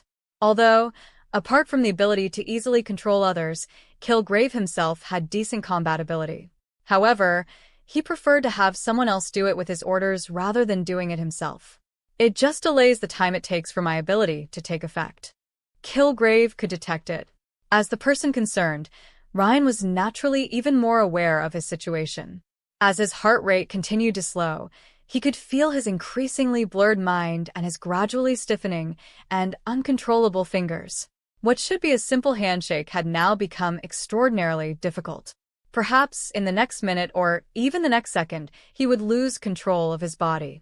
And from what he had said earlier, he could tell that the moment Ryan lost control, there was probably no possibility of ever coming to his senses again. With this in mind, Ryan immediately stopped hesitating. Controlling his gradually stiffening and rigid body, he lunged in the direction of the counter in front of him. Chapter 28. Chapter 28. Counterattack. Do you think that by avoiding my sight, you can get rid of the influence? After seeing Ryan leap behind the counter, Kilgrave's face gradually relaxed. Stepping in the direction of the counter, the blackened muzzle of the gun that welcomed him only slightly froze the smile on Kilgrave's face. However, he soon noticed the stiff fingers on Ryan's grip on the handle of the gun, and the smile that had frozen at the corners of his mouth curled up again. Looks like I won. Stand up. At Kilgrave's command, Ryan, who was hiding behind the counter, stepped forward. Kilgrave's gaze shifted from the muzzle to Ryan's numb expression. Unfortunately, it was close. If you had moved a little quicker, maybe this wouldn't be the situation we're in now. It seems that luck is on my side. I don't think so. What? The sudden voice in the antique shop caused Kilgrave's previously confident expression to shift. When he looked up, he saw Ryan, who he had thought was under his control, twitching the corners of his mouth in a stiff smile toward him. Turn around. At sight, Kilgrave's eyes subconsciously widened, and almost without thinking, he shouted. At Kilgrave's command, Ryan, who was facing him, then stiffened up and turned his body to the side. In the next second, the sound of gunfire rang out in the narrow space of the antique shop. Opening his eyes, Kilgrave looked down at his still intact body and Ryan's turned body across the room. He couldn't help but let out a wild laugh after the slip-up. Haha, I still won in the end. You sure? Under the influence of Kilgrave's ability, Ryan had completely lost control of his body. However, under the control of his conscious brain, he still replied with difficulty, word for word. Don't play this game again. You have completely lost the possibility of turning over. Ryan's repeated actions had obviously had a huge impact on Kilgrave's mind. At the moment, his heart desperately wanted to kill this threat. Raising his hand, he was about to give Ryan the order to shoot himself. A fierce sense of crisis from behind made Kilgrave look back, and the next thing he saw was the bullet Ryan had just misfired flying around the corner, magically flying toward him. This time, Kilgrave wasn't so lucky. He could only watch as the bullet pierced his body. Reputation points from Kilgrave plus 135. Bang bang. Hey, are you all right? Even with Kilgrave's control, Jack and the few ordinary people wouldn't be able to hinder Jessica too much. After successfully subduing several people, Jack's presence made Jessica worry about the antique shop's owner. Although her past encounters had caused her unshakable nightmares, Jessica was still essentially a good person with extraordinary abilities. If it weren't for Purple Man, she might still be an active superhero at the moment instead of an alcoholic and violent private detective from Hell's Kitchen. When Jessica opened the door of the antique shop, she saw a mess of antiques and an expressionless Ryan with a gun in his hand. Looking back from the purple blood on the ground, Ryan glanced at the wooden door Jessica had slammed and subconsciously huffed. Do I look like I'm all right? Although, having already had a number of confrontations with superheroes or villains, either actively or passively, the encounter between Ryan and Purple Man was undoubtedly the most perilous one since he possessed the cards. If it weren't for Wesley Gibson's ability to resist Purple Man's abilities and curved ballistics, turning bullet being somewhat beyond the norm, all Jessica would have seen at the antique shop would have been Ryan's dead body on the floor. You met him? The expression on Jessica's face then turned heavy at Ryan's answer. Although it was clear in her mind that there could be no one other than the Purple Man who had caused all this to happen, Jessica still had a false hope in her heart, hoping that none of it was true. Ryan's next answer, however, extinguished all her hopes.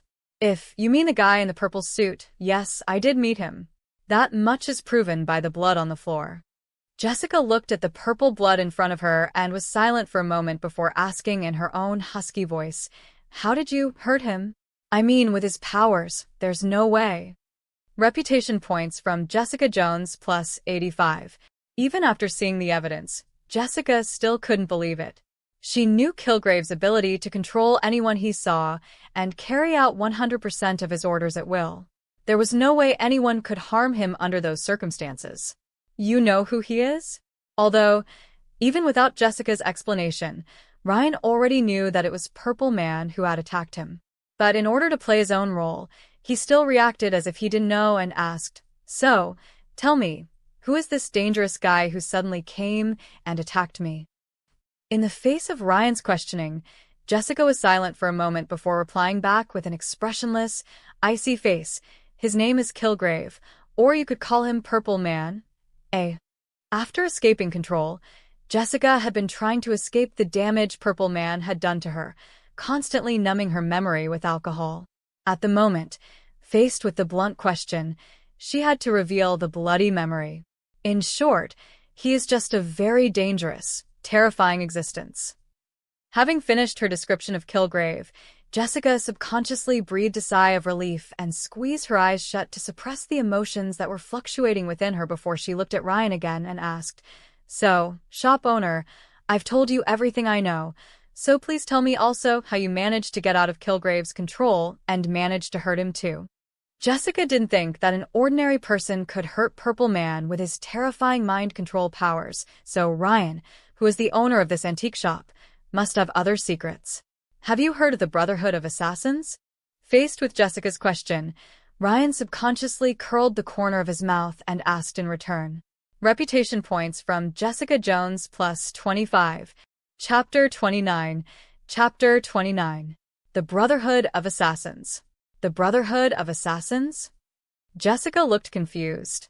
Of course, she couldn't have heard of the name because before Ryan spoke, there was no such thing as the Brotherhood of Assassins. That's right, the Brotherhood, in Ryan's words, was actually the same as the previous Peng Lai he mentioned. As for the time this Brotherhood was established, well, just now. And for why he didn't continue to use Peng Lai's name, it was because he focused on what Wesley Gibson could do, whether it was curved ballistics or adrenaline acceleration. It didn't match the legends of Peng Lai Island, and obviously Eastern faction. If he insisted on putting them together, it would be easy for people to spot the flaws. So, Ryan thought that instead of linking Wesley Gibson with Peng Lai Island, it would be better to create a new organization. As the saying goes, if there were one, there would be two, if there were two, there would be three, and if there were three, well, okay, that's a bit of a stretch. Anyway, Jessica was at a loss when she heard the Brotherhood of Assassin from Ryan's lips. It was a normal reaction, and Ryan wasn't surprised. It was the next time for him to show his true acting skills.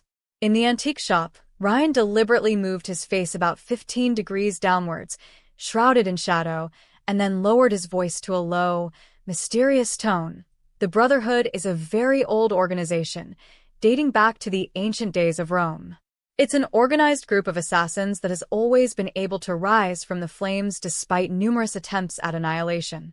Reputation points from Jessica Jones plus 15. Then why haven't I heard of it? Jessica raised a slender eyebrow. She was no fool. In fact, as a private detective, even if she hadn't done well in Hell's Kitchen, she still had the proper keenness and skepticism. This could be seen in the amount of reputation points Ryan got. That's because the Brotherhood's tenets binding them. Tenets. The Brotherhood's 3 tenets are, first, keep your blade away from the flesh of an innocent. Second, hide in plain sight. Third, never compromise the Brotherhood. These principles inform every aspect of the daily lives of the Brotherhood members, as does their struggle to achieve harmony in all things. Through political and strategic assassinations, the Brotherhood fulfilled its duties, hoping to save thousands of people by killing one person. They believe it was a fight for the benefit of those who do not have the ability, resources, or knowledge to speak out against those who abuse their power. Reputation points from Jessica Jones plus 35. It sounds like a superhero organization. Jessica grimaced. She wasn't a big fan of superheroes these days. What about you? Are you also part of this so-called Brotherhood? Although Jessica was surprised by the mysterious Brotherhood, she didn't forget her initial doubts. In the face of Jessica's question, Ryan shook his head and then bowed his head with an obviously bitter smile. I'm very eager to join the Brotherhood, but unfortunately, the Brotherhood's internal rules are very strict, and I'm not good enough to be an assassin for the Brotherhood.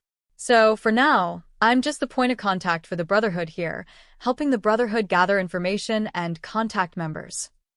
After all that, how can you prove that the Brotherhood, as you call it, is real? Perhaps it's all just a lie that you came up with to fool me? Jessica propped herself up against the counter, leaning slightly forward to look at Ryan straight in the eyes. Kilgrave's appearance made Jessica suspicious of what was in front of her. After all, the other man was a demon who could manipulate people's minds and bodies. In the face of Jessica's aggressive questioning, Ryan didn't reply with further words but simply raised his gun to her face and pulled the trigger. What was in front of her was so sudden that even Jessica, with her extraordinary powers, couldn't dodge the bullet coming straight at her in a split second. All she could do was watch as the discharged bullet flew toward her. In her mind, The idea that Ryan had indeed been controlled by Purple Man flashed in an instant. But the expected death didn't come. The bullet that came straight at her magically changed direction. In the next second, before it hit Jessica, it cut through the tip of her hair and smashed the ceramic behind her, accompanied by the sound of shattering ceramics. Only then did Ryan's voice slowly echo in Jessica's ears. Curved ballistics, one of the miraculous gun arts mastered by the members of the Brotherhood. Unfortunately, I'm not competent enough to do more than slightly swerving the bullets. There's no way to manipulate the bullet's trajectory at will, like the members of the Brotherhood. Reputation points from Jessica Jones plus 115. Bang. Ryan bowed his head, looked at the counter that was smashed in half, and then at Jessica, who was shaking her fist. I was just demonstrating. After all, you said you didn't believe me. Me too. Retracting her fist, Jessica calmed her still-pounding heart. For a moment there, she almost thought she was about to say goodbye to the world.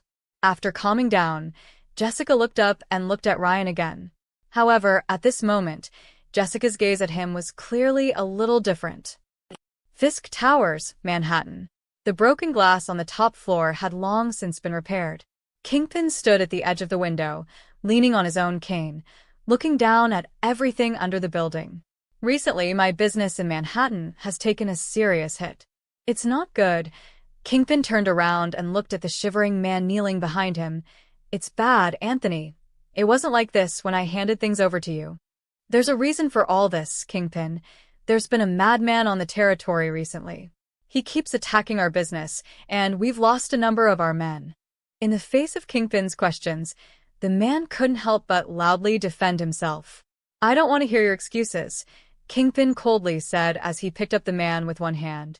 He ignored the struggles of the man in his hand. To me, you're just covering up your incompetence with excuses. All I need is results that will satisfy me. Do you understand? I understand. The man Kingpin lifted by the neck replied with difficulty. Casually, throwing the blue-faced man back to the ground, Kingpin took out his handkerchief and wiped his palm. Then I'll give you another chance. But remember, Anthony, this is the last time. If you can't satisfy me, then maybe we are going to meet up in an office next time. On the floor, the man nodded with a difficult expression as he gasped for air and covered his neck. Chapter 30. Chapter 30. News.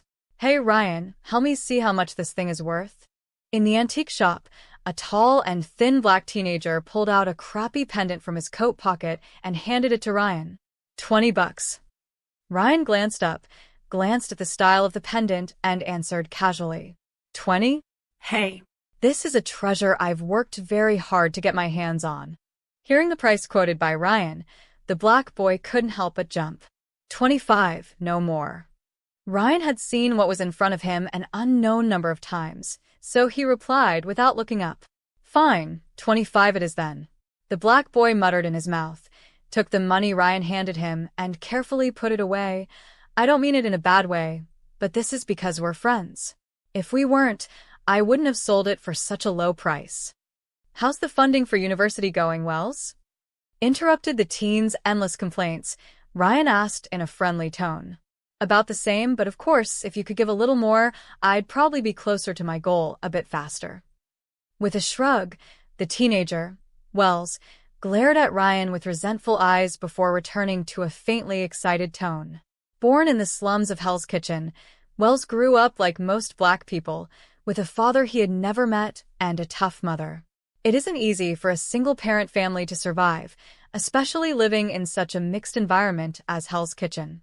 In short, Wells had a great mother. However, she wasn't that pretty to look at, especially with that over the 200 pounds figure. But it was under the watchful eye of such an intimidating mother that, even growing up in an environment as violent and depraved as Hell's Kitchen, Wells didn't pick up any bad habits, at least not like the majority of his peers who joined gangs before they even graduated from high school and became thugs. Although it's not a great college, it's at least a good choice. Mom and I agreed to find a decent job in New York after I graduated, preferably one that will allow us to move out of Hell's Kitchen.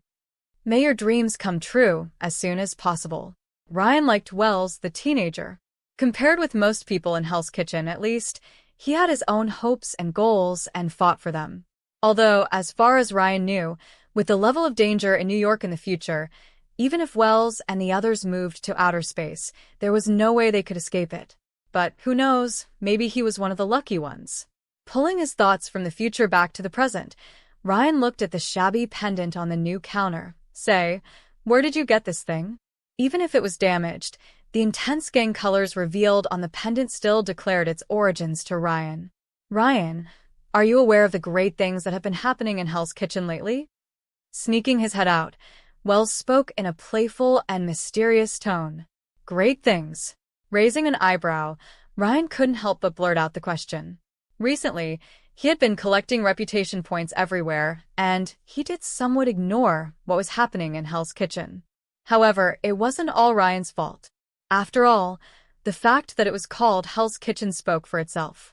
Hell's Kitchen was a place where violent crimes of all kinds were committed on a daily basis, and no one knew everything about it if they didn't deliberately pay attention to it. $10, no, 20. On the other side, Wells had been watching Ryan's reaction, and when he saw the puzzled look on his face, he raised his eyebrows and gestured with an open hand. $10. In response, Ryan didn't say much and simply pulled out a $10 bill. Take it or leave it. Ryan, you are too stingy. Wells grumbled and tucked the money away before continuing. The Savage Gang recently got into trouble with a madman. Their business in Hell's Kitchen is under constant attack from the other side, and it's said that the gang had lost a lot of people and suffered heavy losses. Several bars had been forced to close down. Anthony, the boss of the Savage Gang, had given the order.